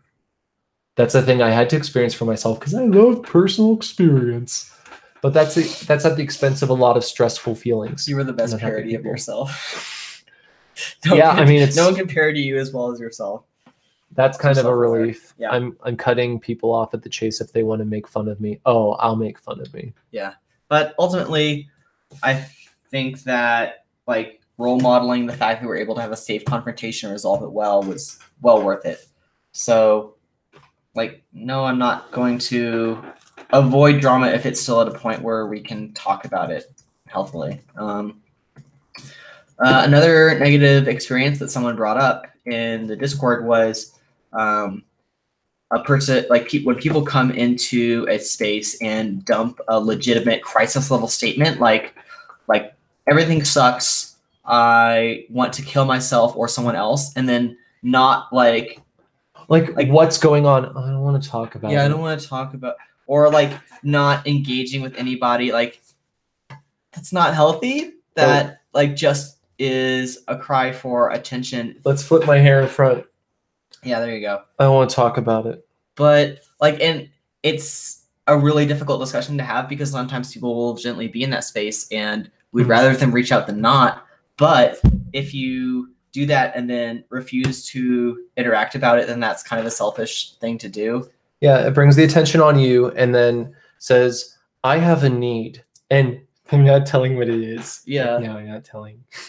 Fuck off, dude. Yeah. Come on. We value like ourselves and you too much to like dance around that shit. Yeah. I'm just so Be hurt right now. real. Why? Because I'm mysterious. And I'm like a big muscular dragon with 5 dicks. And I have a mysterious past. No, thank you. Yeah, so another thing we already covered, only using humor or sarcasm to express your feelings, whether it's positive or negative, like be direct. Like people appreciate that if you can be real with them, and that's going to mean a whole lot more than humor points. To be able to say to someone in the context of something that would normally be lighthearted and funny, like furry, to say, you really hurt my feelings there. It's I can't say revolutionary. It's a profound statement to say, you've hurt me. Yeah. Most people don't say that. Most people don't say, I'm hurt that you did that. And that's such a huge shame to me. So you'll use humor sometimes when you're trying to break the ice, or like how do you use it in a way that doesn't diminish your feelings? Well, let's look at a recent Telegram message. So we're in the philosophers chat. Philosophers chat. Yeah. And I mentioned something that's extreme that references a non-consensual sexual interaction that I sort of had put on me. And then I also made a Bible reference in the same message, and it's knowing that people know those parts about me. It's a small group of people who are all familiar roughly with each other. Yeah, so they know that I'm not hiding my feelings there, or when if I am really, really, really upset or disappointed, I will make a happy face that has multiple smiles. Yeah. So if you do that, I'm really pissed or just shaken. So that's like an insider tip. Yeah. That's definitely an insider tip. Yeah. So that's also in a context where there's already like you don't need to convey that information. There's already a baseline of understanding. Yeah. So, but like talk about how you use humor in your talks, right? Okay. Like you're playing to the lowest common denominator and building up. So this is something I actually learned from being in church for so long. I stopped going to church, and it's because I feel like what's most important to me, I could maybe find that in a Bible study where there are more intimate platforms and we're talking about something that has a strong plumb line to it, like scripture. It's already written down, which is convenient. If you are trying to speak to an entire group of hundreds, maybe thousands of people, you can't expect to get very far if you are speaking to the lowest common denominator. You can't talk about complex things unless, well, I'm sure that's based on the culture too. So I'll give you an example. At Indiana Wesleyan University, where I went to school, they would have something called, and I'm not making this up, Cox Deeper Week, because there's Dr. Cox, who is a professor of theology. I'm not making that up. And everyone did a great job of being like, why are you laughing, Jonathan? I don't get it. There's nothing funny about that at all. And they're going to heaven when they die. So anyway, when these people come to our chapel and they talk about church history and where the Bible came from, that's like one of the most important things you can talk about. Knowing church history and denominations and the legacy of tradition that dictates every facet of your life, especially in the context of a Christian school. I can't understate how important that is. But day after day, students were so bored and they were pining for the days of the previous week of chapel where there was a rock group called Atlantic, which wasn't even that great. And they were, playing this very sentimentalized rock praise and worship music. Like, I miss that. Why can't we have that? And that angered me significantly. And it colored my interactions. And boy, I hated applying that to my talks, like in the furry fandom. I hate that when, like, to call back something we talked about earlier, I want to shake people by the shoulders and be like, do you have any idea how nuanced baby furs are? Like, do you have any idea? But if you do that on Twitter, then it's like, I can't believe Stigmata jacks off to baby furs and wants to rape a baby. People need to know that this is him. Like, no, I've just talked to people who wear diapers after a car accident because they're incontinent, and then they found a community that allows them to reclaim something they're ashamed of. It's complicated. Guys, it's complicated. And gals and NBs, it's complicated. Yeah. And now I have to make jokes and do ads that are like, you know, is the furry fandom just for fun? When in reality, I'm talking about the complex relationship of, you know, being in this weird capitalist society in 2018 America with all these different markets. That's actually what the talk's about. It's about the social ramifications of these economic systems and all the consequences of the religion that we've implemented in America and other places. That's what is the furry fandom just for fun about. But I can't be like, when you talk about the Puritans and whatever, unless I put a hind paw there.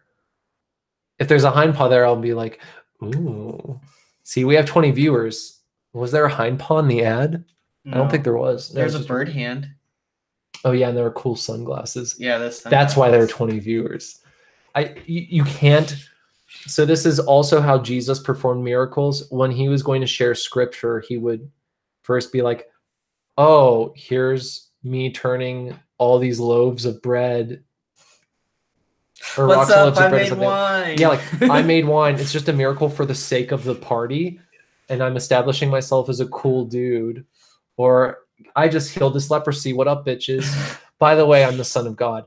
Like, that's always the order of operations for communicating with people, and it still is a timeless formula that rings true to this day, at least in America. In other places that might be patronizing, but I found in America, you need to be entertaining and fun, and then drop the realness. Yeah. Is Shell defending child rape? Good. Yeah, like it's a real issue in the context of a call out culture. You could take so many sound bites out of everything I say and then make it seem like I don't care about people at all. That's terrifying. Yeah.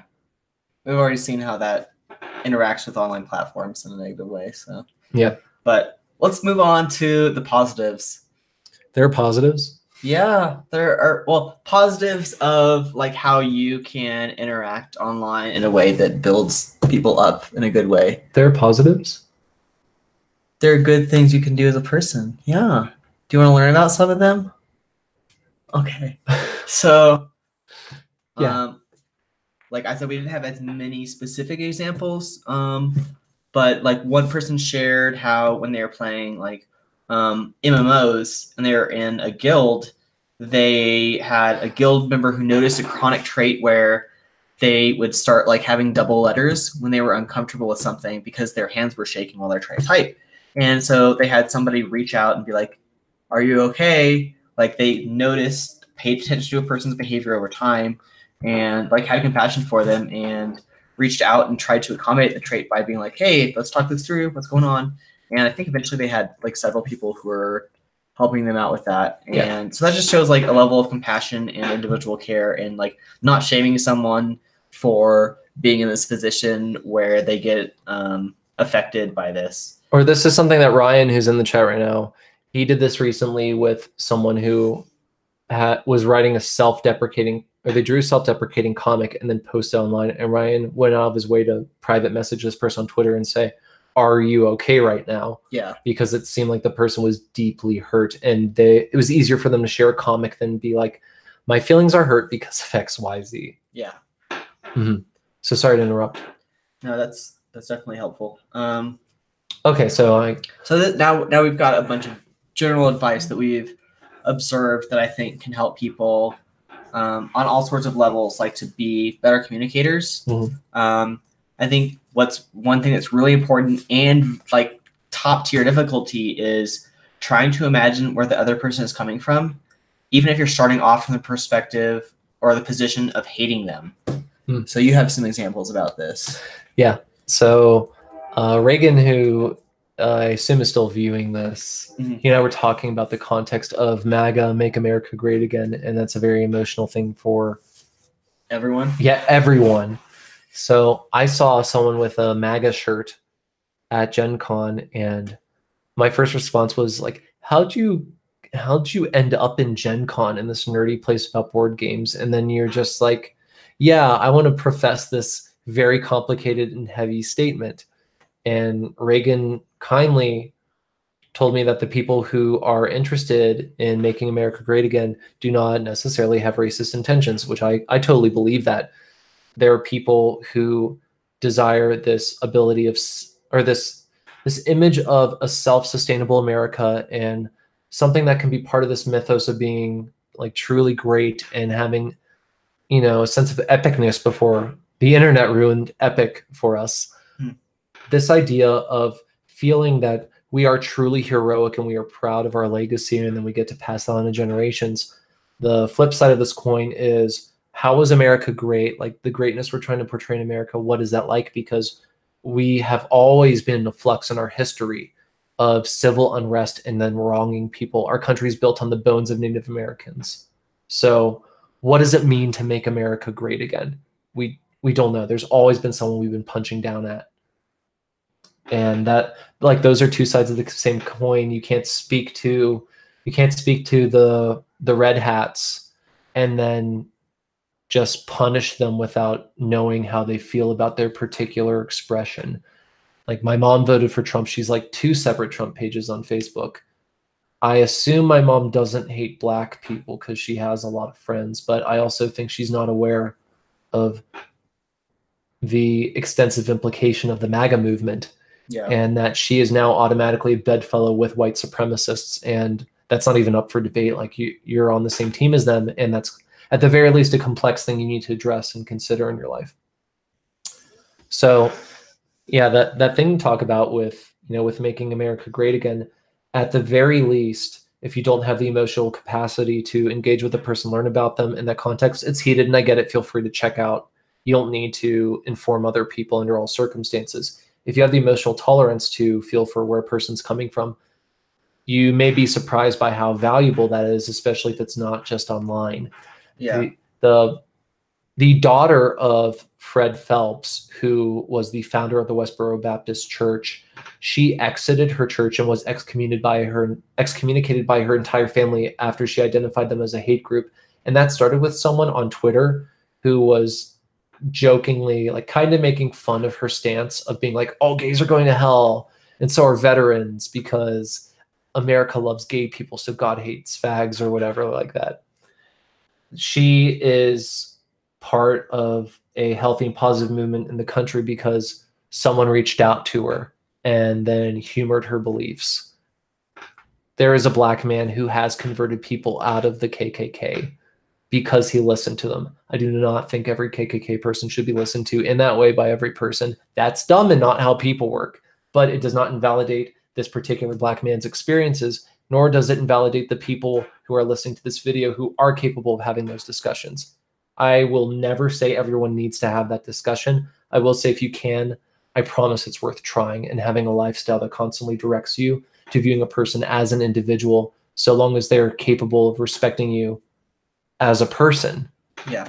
This directs right into something we bring up a lot, which is focusing on building up your in-group versus connecting to the out-group. Mm-hmm. And some people are not going to be well-suited to focusing on trying to bring people to a greater amount of understanding in out-groups. So people who are not like part of, say, if you're queer and trying to focus on like creating a better, healthy space for queer people to exist in, and you're trying to convince your like shitty uncle, like maybe like for some people they could be great at that. For others, like maybe you're too angry and you can't set that aside. Then you should focus on how to build up people in the in-group, or focus on yourself, like whatever you need to do. Those are all individually suited things. So I focus on, like, I'll do some in-group stuff, but I don't know, I'm a lot of both, I think. Because like my work focus is very much on trying to really like the most meaningful experiences I have where somebody's crying at the convention table because I explain what my work means to them, that's usually an in-group person who's responding. Or even just somebody who, like, I had somebody cry at Gen Con because I was talking about the piece I did called Breathless. It's about anxiety and about the inability to be like have somebody emotionally understand you and how that feels like being closed in. And that was like one of the most valuable interactions I had at the con because we related to each other. But I think that I also have a lot of value in patiently trying to explain to somebody, like, here's what my experience is like. Here's what it's like to have to, like, navigate using public restrooms when you know that you're traveling through, like, 3 states in that day and you don't know what the legality of each state is. Or like how I had to carefully select which day and time I went to court to get my name and gender changed, because if I went to the wrong judge, then I wouldn't be allowed to try again because of very specific Texas laws. That does a whole thing. But, like, trying to share my experiences in a patient way where I'm recognizing what somebody else is saying, like verbally recognizing it and saying, oh, okay, I understand where you're coming from. Let me offer this perspective. Like, I can do that. Other people are going to be too frustrated and like legitimately for good reason, like just reminded all these things that make them furious. They're not going to be as good at having that conversation with Uncle Harry or whatever. Yeah, or your mom's Facebook friend who stumbled onto your comment thread or whatever. You get what I'm saying? But like, if you can, like, being able to imagine where someone else is coming from is absolutely essential to talking to the out group. Like, if you are just volatile and just angry, you're completely valid in being angry, but it's not going to advance anything. It's just going to serve you being angry. Yeah, and there are very few people that are saying your feelings are valid, and they're not doing shit when you blast them out on social media. Yeah. So the people who need the help most, you're probably already plugged into.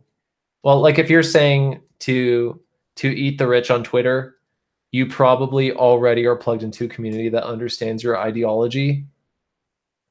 But you cannot talk to a person on the street and be like, eat the rich, unless you're first saying, I have a lot of feelings about how poverty is violence. We talked about the phrase eat the rich with our friend who was assisting us at Gen Con. He was like he's like fresh out of college, so he's like 22 or something. And he's very angry about capitalism, which is understandable. And and we're like, okay, like, I understand why you're saying this, but this is going to be bad if you, like, use that phrase. Like, that's a very specific result of a cultural nuance of a community of people you're in who are, like, so far into this deep understanding of all these different, like, hierarchical structures. I can sort of understand where you're coming from. I don't actually like hearing that phrase anyway, because it is so volatile and it makes all the people who disagree with you think, like, wow, I'm really right to disagree with this, like, radical fucker. Like, wow, all these people must be like this. Like, they must actually believe that they are going to, like, cannibalize the wealthy or something. Yeah, like, it's not productive. I can't imagine someone saying eating the rich actually literally eating a rich person, but I can see it in the context of saying it and be like, eat the rich, right? High five. Yeah, and being like, cool. But, like, we get that inside joke. That's gonna cut, like, that's what conservative talk radio is already saying about you, and you want to validate it? And you already don't want to literally eat the rich, so please don't say that around my mom, who knows nothing about, you know, your perspective. And then please don't let that be the first approach she has. Please do not say all cops are bastards and then not unpack how complex it is to be in a system that's bigger than yourself and what that means. Yeah, I can definitely imagine it's very complex. The perspective of somebody who wants to change the system from the inside, but is bound by all these laws that they can't actually, like, you can only do so much without getting fired, but you're still trying to, like, make that sounds like a really complicated position to be in. I'm sure there's a few people who are in that position. Hervé says, let's hear it for nuance. Yeah. But you can't angrily be like, yes.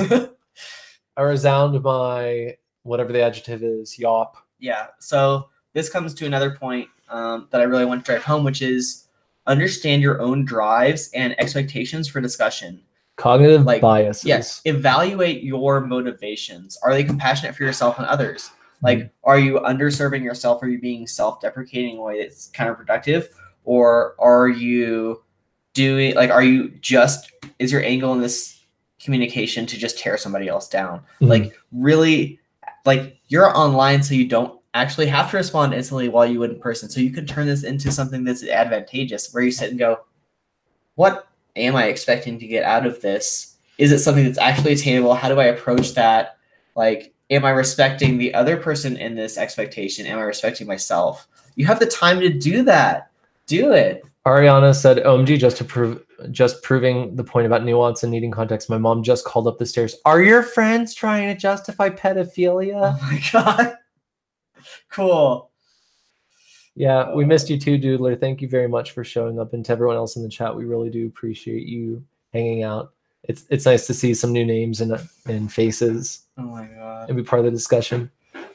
Yeah, this also reminds me of what it means to be a queer person in the United States today. I would say that your sexuality is of importance until it's not of importance, and sadly, we're not to a point where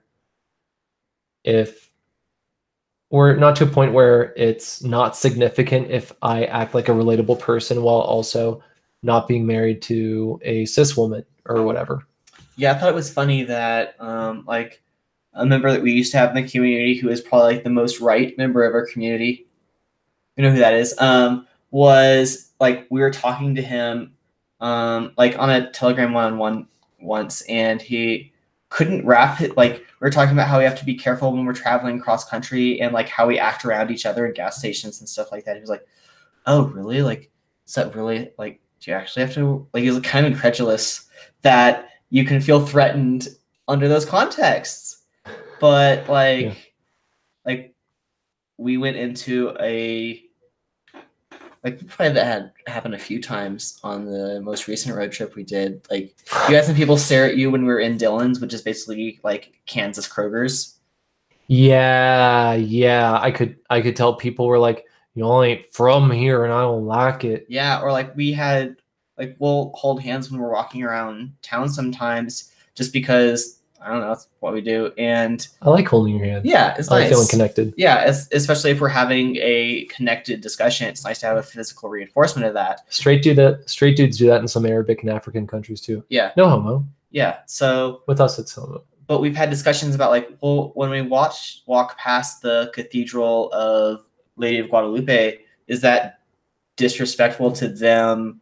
Like, imagine a lot of people in that community would think that we're like being flagrantly disrespectful on purpose. Yeah. So do we modify our behavior or not? We've also been honked at by a car driving fast down that road while holding hands.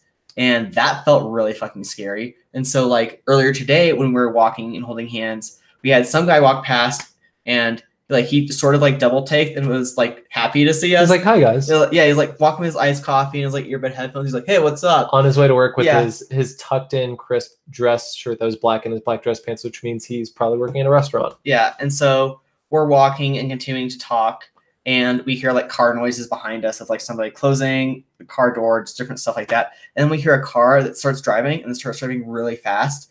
And both of us, like, without communicating, we're thinking like, oh my God, that guy just like be nice, and then he's gonna like bowl us over. That would sure be like a power play. Yeah, like that would have been, I would have laughed if I lived through that. Yeah, like, it wound up being some like Starbucks mom driving past who was just like in a hurry to get somewhere, but to get her second pumpkin spice latte before the first one was done. Yeah,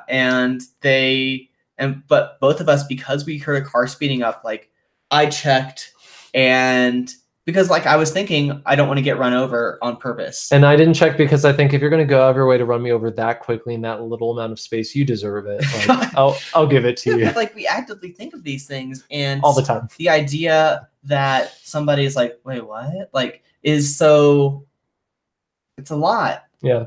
So, I don't know. Yeah, when I told my mom back when I held hands with my other male friend in public, and I would notice people would shoot threatening glances at me, like, I'd do something to you if I could get away with it. Like, I can tell on their eyes. Yeah.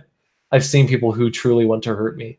And when I told her that, she said, well, you got to ask yourself the question, is it worth it, Jonathan, to do that? Like, to hold hands with my friend who happens to have certain shapes that we'll assume is male, so now you get angry at me? Like, you know what? Now it's worth it because of people like you who said that. Yeah, it's worth it, Mom. I just checked. You brought this on yourself. You just decided that was worth it. But here's the thing. We have to have that conversation with people who are not going to understand it. And I think that's worthwhile. Yeah. Especially since I went most of my life, well, I'm 30 now. So I think it was just almost half of my life thinking gay marriage should be illegal, and anyone who loved someone of the same sex, let's ignore trans people. Like, I don't know what that is. I don't want to think about it because I'm 15 in Christian school. Yeah. Well, those poor gays, they're just so confused. And if only they knew the love of Christ, they wouldn't be so misinformed about their best friends that they've grown so attracted to. God wants them to be married to a woman and to have children, and then to spread the Lord through this family model. And I don't think it's that simple, actually. I checked, and I don't think it's that simple. I checked over several years. And I took more. You have several paintings about it, too. I checked over several paintings, and I had to explain to my mom why I painted a goat dude sucking his own dick for Jesus. So I went through that so you wouldn't have to. But if it comes up, no pun intended, then please talk to your parents about it. It's worth it if you don't live with them. Yeah. Yeah. And they're like millions and millions of people who don't know you're a human being, who don't know that you're more than a movie trope. Yeah. Because they've been fed. Like the question we had earlier in the chat. Like who gives and who takes. But I had a close friend who's one of my oldest standing friendships say, well, I don't want to be mean or insensitive, but I really want to know, like, who's the man in the relationship then? And she was thinking of it in a sexual context, bless her heart. Yeah, but she also has certain like limitations. So I don't mean that like a derogatory way. Like there's things that are harder for her to grasp because of a specific disability. Yeah, she has a developmental disability, but I think that also a lot of people just didn't take her seriously. Yeah. And they weren't like, if you don't know the word, look it up. She's definitely smart enough to use Google. So I'm going to hold her to that. But she doesn't. No, she doesn't. That's the thing you can push her on. She spends too much time watching every Power Rangers thing ever and every Harry Potter thing ever. Really? And reading all the fan fiction. And she won't like learn things that will push her big picture forward. So she's at the mercy of whatever pop culture drops into her lap. Oh, no.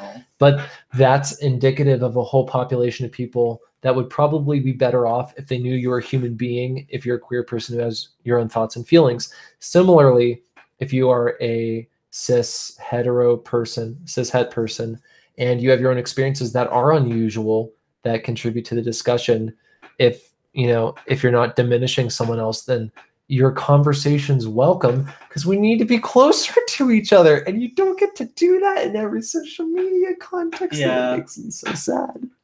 We have a comment from Doodler saying, I love that every single joke I genuinely made from 2015 to 2016 was basically a jab at Caitlyn Jenner. Man, did the tables turn. Got you. Yeah, I love the character arcs in our fandom. Yeah. Like in our fan base. It's so much fun. Sasha and I would have hated each other. Oh, yeah, we would hate each other. We would have hated each other when I was in college. I can't wait for the next volume of Doodler's life to come out. Yeah. Yeah, because they're already at the redemption arc. Yeah. Reminds me, says Ariana, strangely of a friend of mine who didn't know what the word coochie meant when she was 23. Wow. There's those weird things that you just like... We need a moment of silence for that. Misinterpret or misinternalize when you're growing up. Yeah, because ContraPoints made a joke about that, and then you laughed really hard. I don't remember. It was about video games or being like, that's why I liked that thing.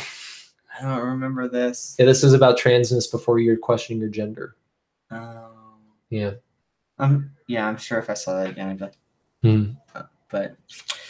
Claudia would like to emphasize that coochie was not a mainstream word. What about coochie? Is Claudia the 23-year-old friend? I'm 27. I don't know that word, but I have an excuse. I'm Brazilian. Oh, welcome from Brazil. Yeah. Welcome to Brazil.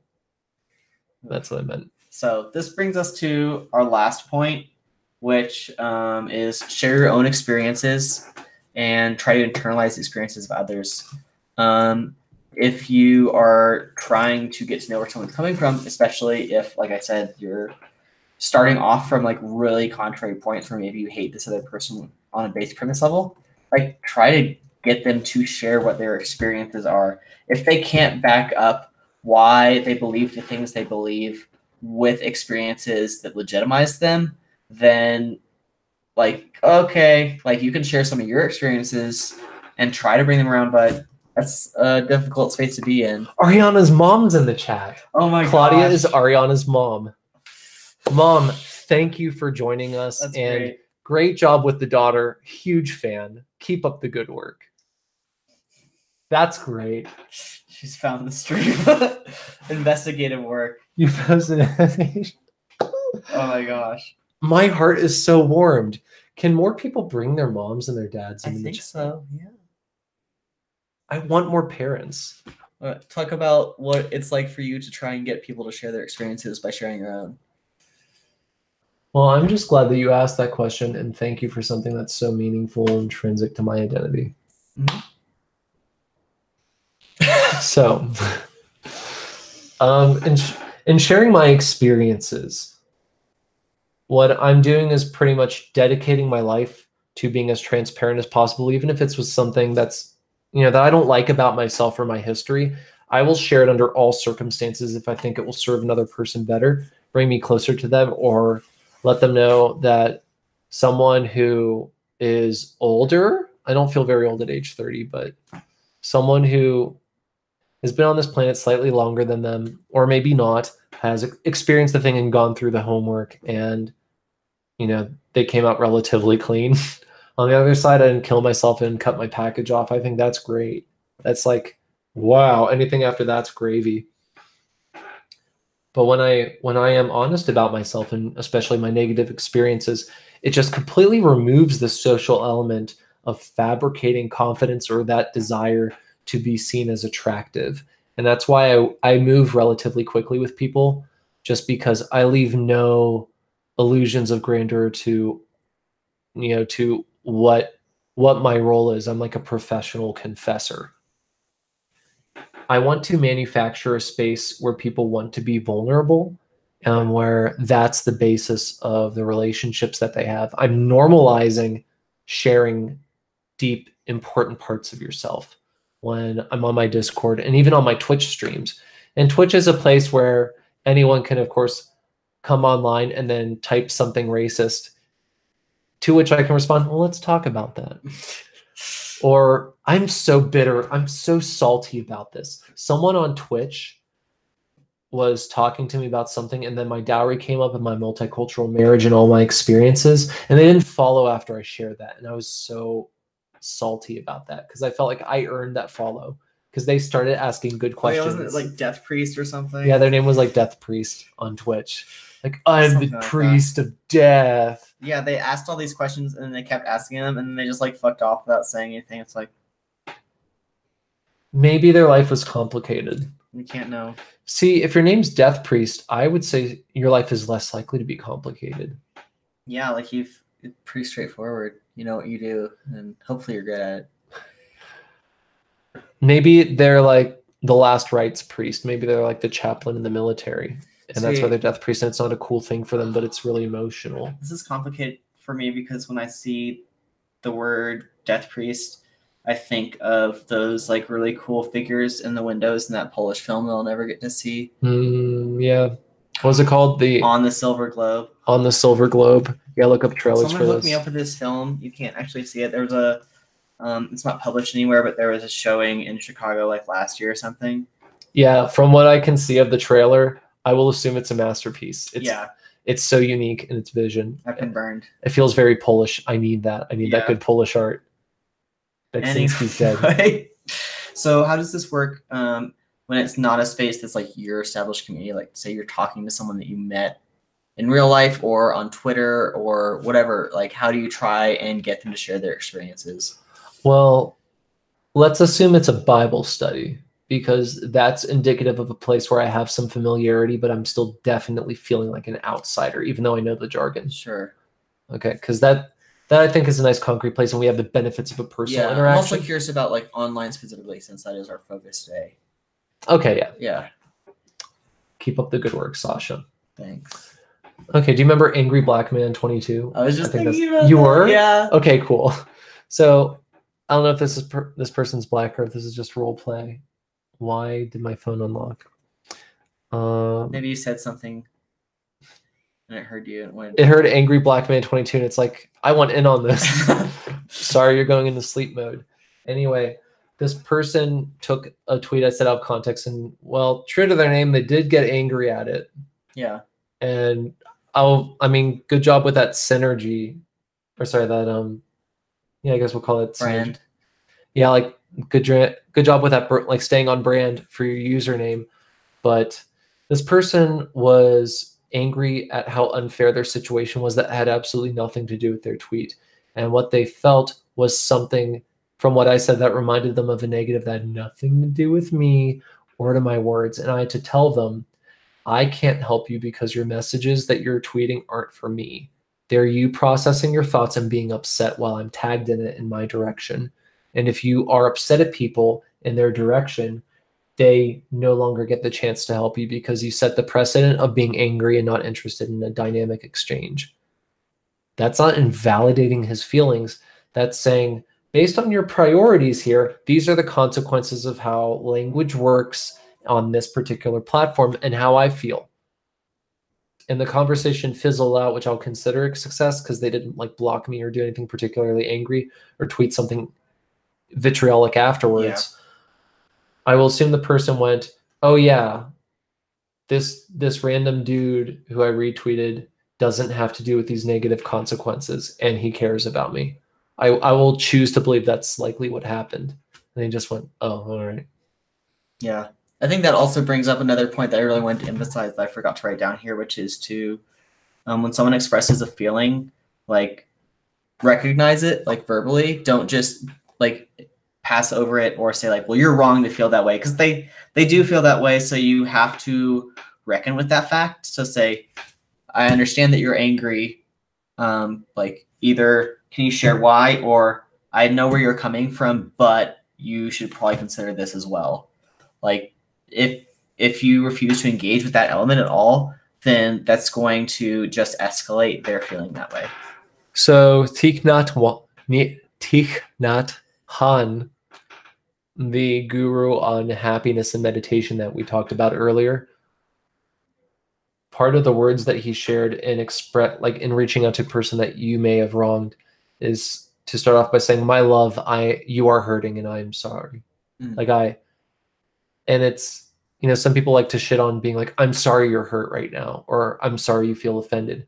But this is a sincere expression to say, my love, I am sorry you are hurting. I'm willing to feel that hurt with you and to acknowledge the pain that you experience. That's the time to say how you feel hurt or also how you feel uncomfortable. And with Angry Black Man 22 or whoever it was, it's the context of a Twitter interaction where he's just a stranger and I don't have any reason to believe he cares about me. I feel like he's just being edgy and reactionary, and most of his tweets are. But in my own language, my priority was to say, I love you. I do not know you, but I'm willing to love you, and I am sorry you're hurting. I can't help you until you do this. And that removes the anger and the edge and a lot of the common elements of a conversation on Twitter from that formula. And it's almost like a hard reset where someone's like, what the fuck do you mean you actually love me? You don't know me. You don't care. You can't care about me. What if you actually care about me? Oh no. As one of my friends said, well, how did Landon put it? He said, well, Landon was talking to Ryan about like job stuff, and then Landon was like, see, I just like fooled you because I did my customer care job and I made you think I care, but I don't care about you. And they said, now Jonathan legitimately cares about everyone, and it's terrifying. Yeah. So I legitimately care about every person, and it is truly terrifying. Mm-hmm.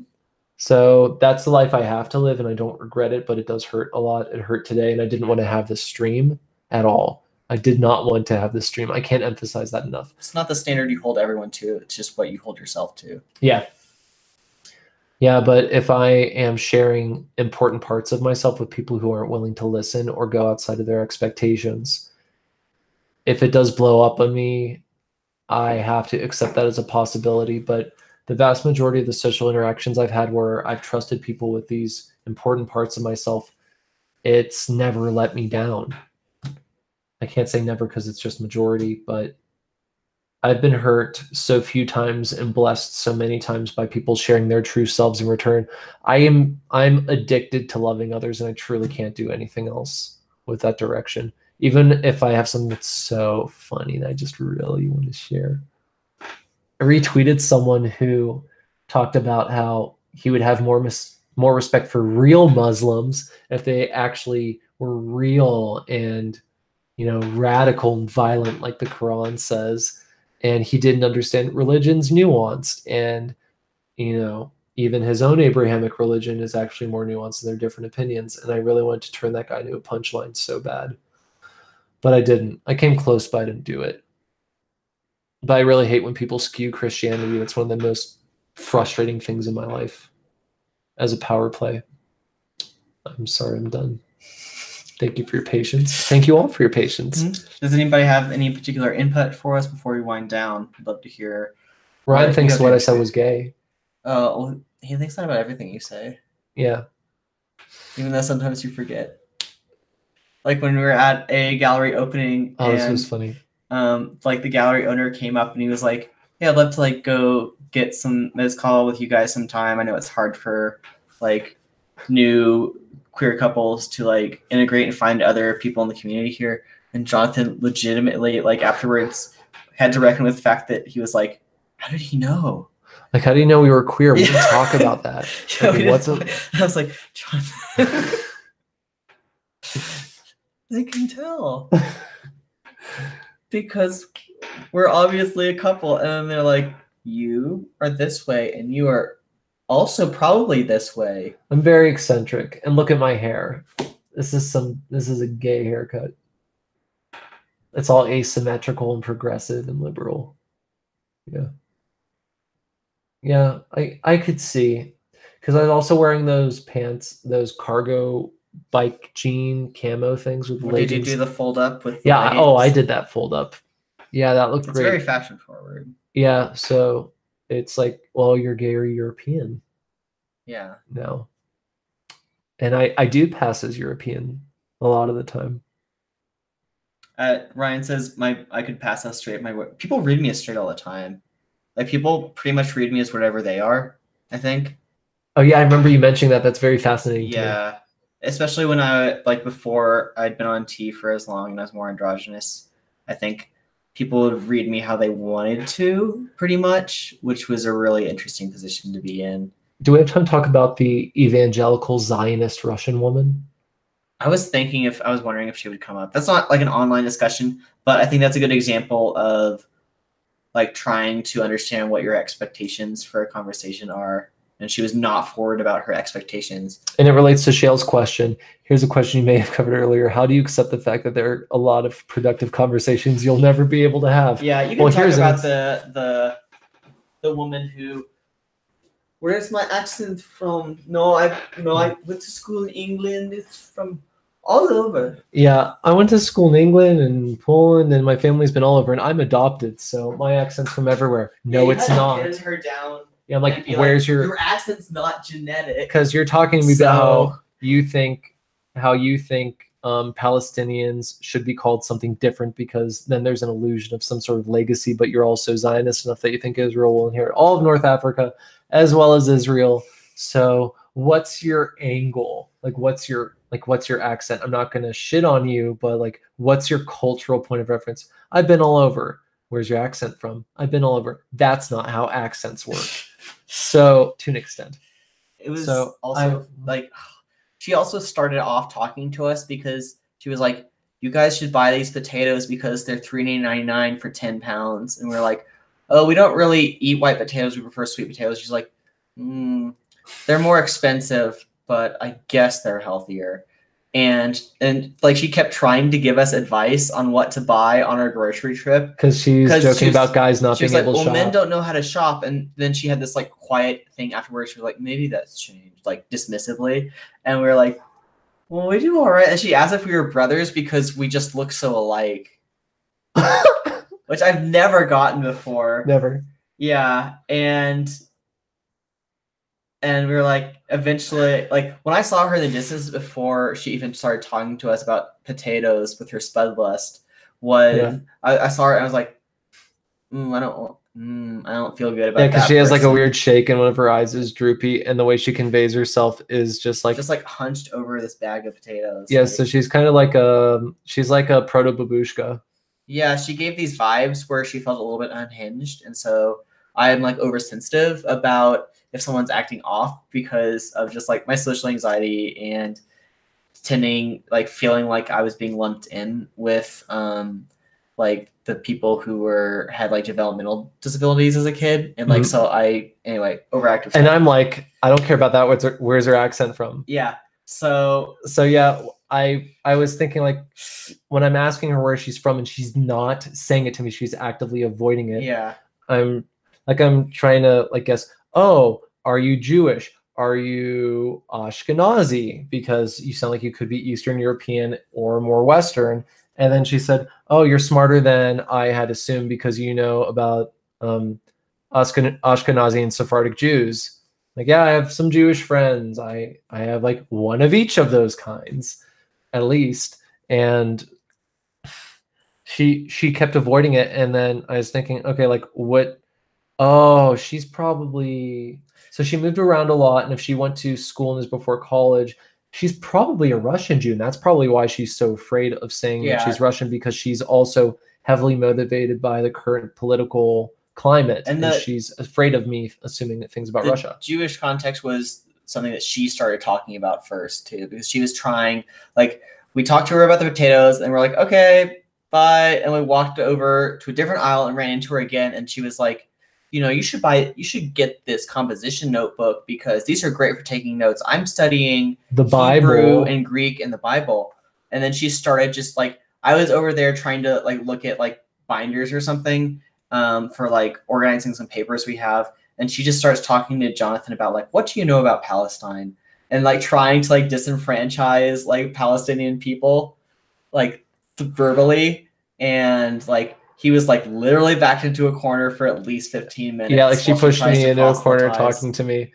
I tried to say that I don't think you're being sensitive to the idea of how language is a descriptive thing and not a prescriptive thing, and how we can talk about words that now refer to regions and languages in the same way that, you know, example I use, South America is not a Hispanic country. It'll get grouped into it all the time because it's in the middle of South America, but they don't speak Spanish. Wait, you said South America twice. What country? South America and Brazil, sorry. Oh, yeah, there we go. Yeah. So like you can't view Brazil as Hispanic. You can't view Iran as just Arabic, even though it's next to all these Arabic speaking countries and a minority speak Arabic in Iran. They are very passionate about not just being Arabic. And you have to know like this sort of context going on into the discussion if you want to use these terms accurately. So it's not just a matter of talking about legacy or not. It's way more nuanced than this. And like, I knew there's certain conversations I can't have with her if she doesn't have the gall to say, I'm from Russia. And like, I really wanted to. Yeah, she countered that with like, well, you can't stereotype people because when you do that, this is what happens. It's like, yeah, it's like started off this conversation by telling us we didn't know how to shop. So I don't think that's really like you're really bringing that up for valid reasons. Yeah, she was talking about context. And then when she heard her name was Sasha, she's like, oh, that's a good name. I'm like, I bet you fucking think it's a good name.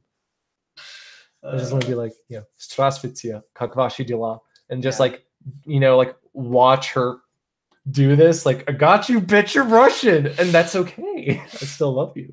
But, like, fuck off with that guardedness. That's not a productive conversation I can have because she set those limits. And how can you possibly tell me about these deep, intimate spiritual identities and then not have the ability to be like, I'm also from Russia?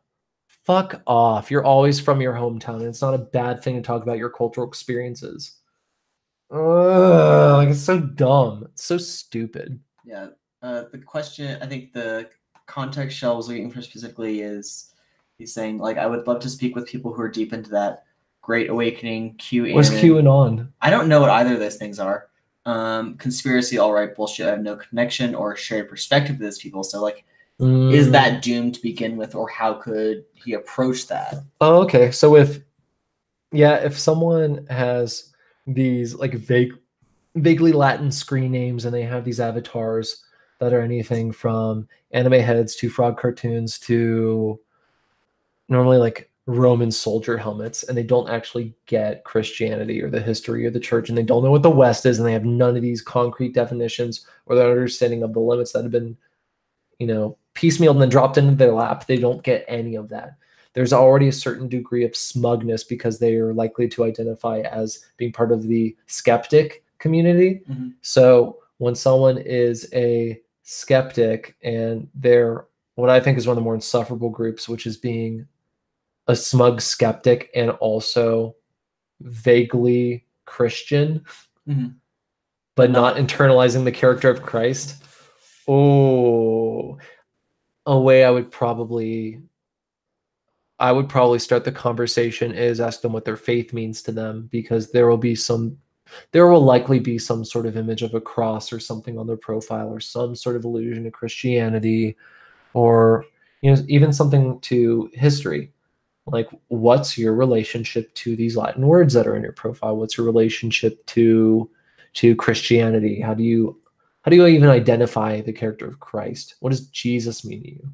Like, I identify as probably Christian, but I don't have a literal Jesus figure as oxygen to my faith based on my intimate connection. It actually doesn't change my role and my relationship to my God all that much. And I have to admit that that's the truth of how I feel. But this person probably has a simpler and more direct stance on their relationship to the Bible. They probably think it's the bee's knees and it's got a lot of great parts in it. But yeah, that's probably how I'd start that discussion. And it's going to be evident very quickly if that can turn to a constructive discussion or not. Mm-hmm. It also helps that I have a horse in the race of these organized religions, because I have friends who are way more capable than I am and way more experienced at studying things like Judaism or Islam. I have the luxury of a friend who almost converted to Islam, who has insight into scripture and cultural context that a lot of Muslims completely don't know about.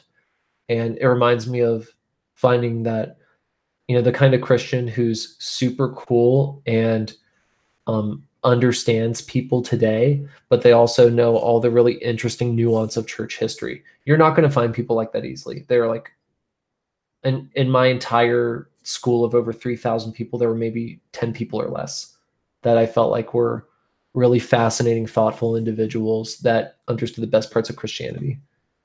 So realistically, there must have been 30 or less, I'm guessing. So good luck finding those people. Yeah.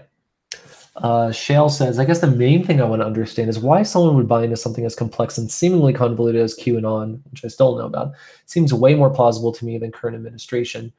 Shellblade says it is just incompetent rather than that President Trump is hyper competent yet being compromised by a deeper layer of conspiracy which has penetrated the singular individual who speaks with. Ryan says Q can still propagate something after it surfaces. Anyone can. Shale says cryptic predictions rather than actionable and meaningful advice. I have no clue what any of this means. They're talking about some in the chat. It's a little too nuanced, and there's different perspectives, and so I don't think it's necessarily we can start to go into. Okay, good call, because we're also past time by 19 minutes. So it means a lot to be given an excuse to. It feels like first day of school. Coming back here in and then mid-August. We're only able to continue like streaming and stuff for a week before we leave for Europe again, or not again, before we do another con, and then we'll be in town for a few weeks, and then we'll have to find some way for you to stream while we're in Austin for a week. So basically, we're gone for 1 week for the per month for like the foreseeable future, but we'll find a way to stay on schedule as much as possible. So if you find this valuable, if you think being around super queer, multicolored, like NB so-called social justice warriors, but also military commanders in the US Army being in the same fan base. If that's relevant to you, that's our fan base. So we like having these places where all sorts of people are coming together and sharing important parts of themselves and loving on each other. If that's valuable to you, then please donate on either of our Patreons. Donate to me specifically if you want to help keep the energy of the Twitch stream going. There are exciting materials that are coming together between Shale in the chat and Sasha here. They're going to be talking about the legacy of the furry fandom and trying to basically inform the most, how would you describe it? Because I want to describe it for you. It's we're developing a podcast. It's an interview series where we're going to have several different, we'll probably have some individual episodes, but a lot of it is like mini series where like the one we're working on now is Gray Muzzles, because we want to talk to people who have been in the fandom for a long time, who have a lot of context. We hear a lot of stuff from people who are like, well, fandom used to be this way, and now we've got these people doing this thing, and I don't like it. I want it to be back about this. It's like, was it really always that way? Like, did it used to be that way? Or maybe, like, what's the context here? We want to record this history and, like, bridge the gap in these generations. That's the current mini-series. We're also want to maybe do one of, like, international fandom stuff. Yeah, did you know Japanese furries don't have personas? They just have original characters. So weird. Like Japanese and like the East Asians, that chunk of the furry fandom, the concept of the fursona isn't really something that they use in the same way that a lot of other countries do. If that idea interests you and you want to learn more, please support Sasha on his Patreon. Also, if you're interested in more overt gender exploration through personal artwork, Sasha's in the middle of a series, so please throw him some coin. And if you just want more dick jokes and eschatology or whatever is on the plate for that day, then I'm your go-to person for dick and poop jokes, but also Christianity. Yep, we'll have some and furry porn previews of our collaborative stuff coming out very soon. We're gonna try and work on some sketches tomorrow. So Tuesday will probably be going up on both of our Patreons. Tuesday is our day off. We go to the farmers market. We cook a wonderful brunch that's called shakshuka. Some of our followers have been cooking it themselves. And I would love to share more about the things that we cook and what our lifestyle is really like.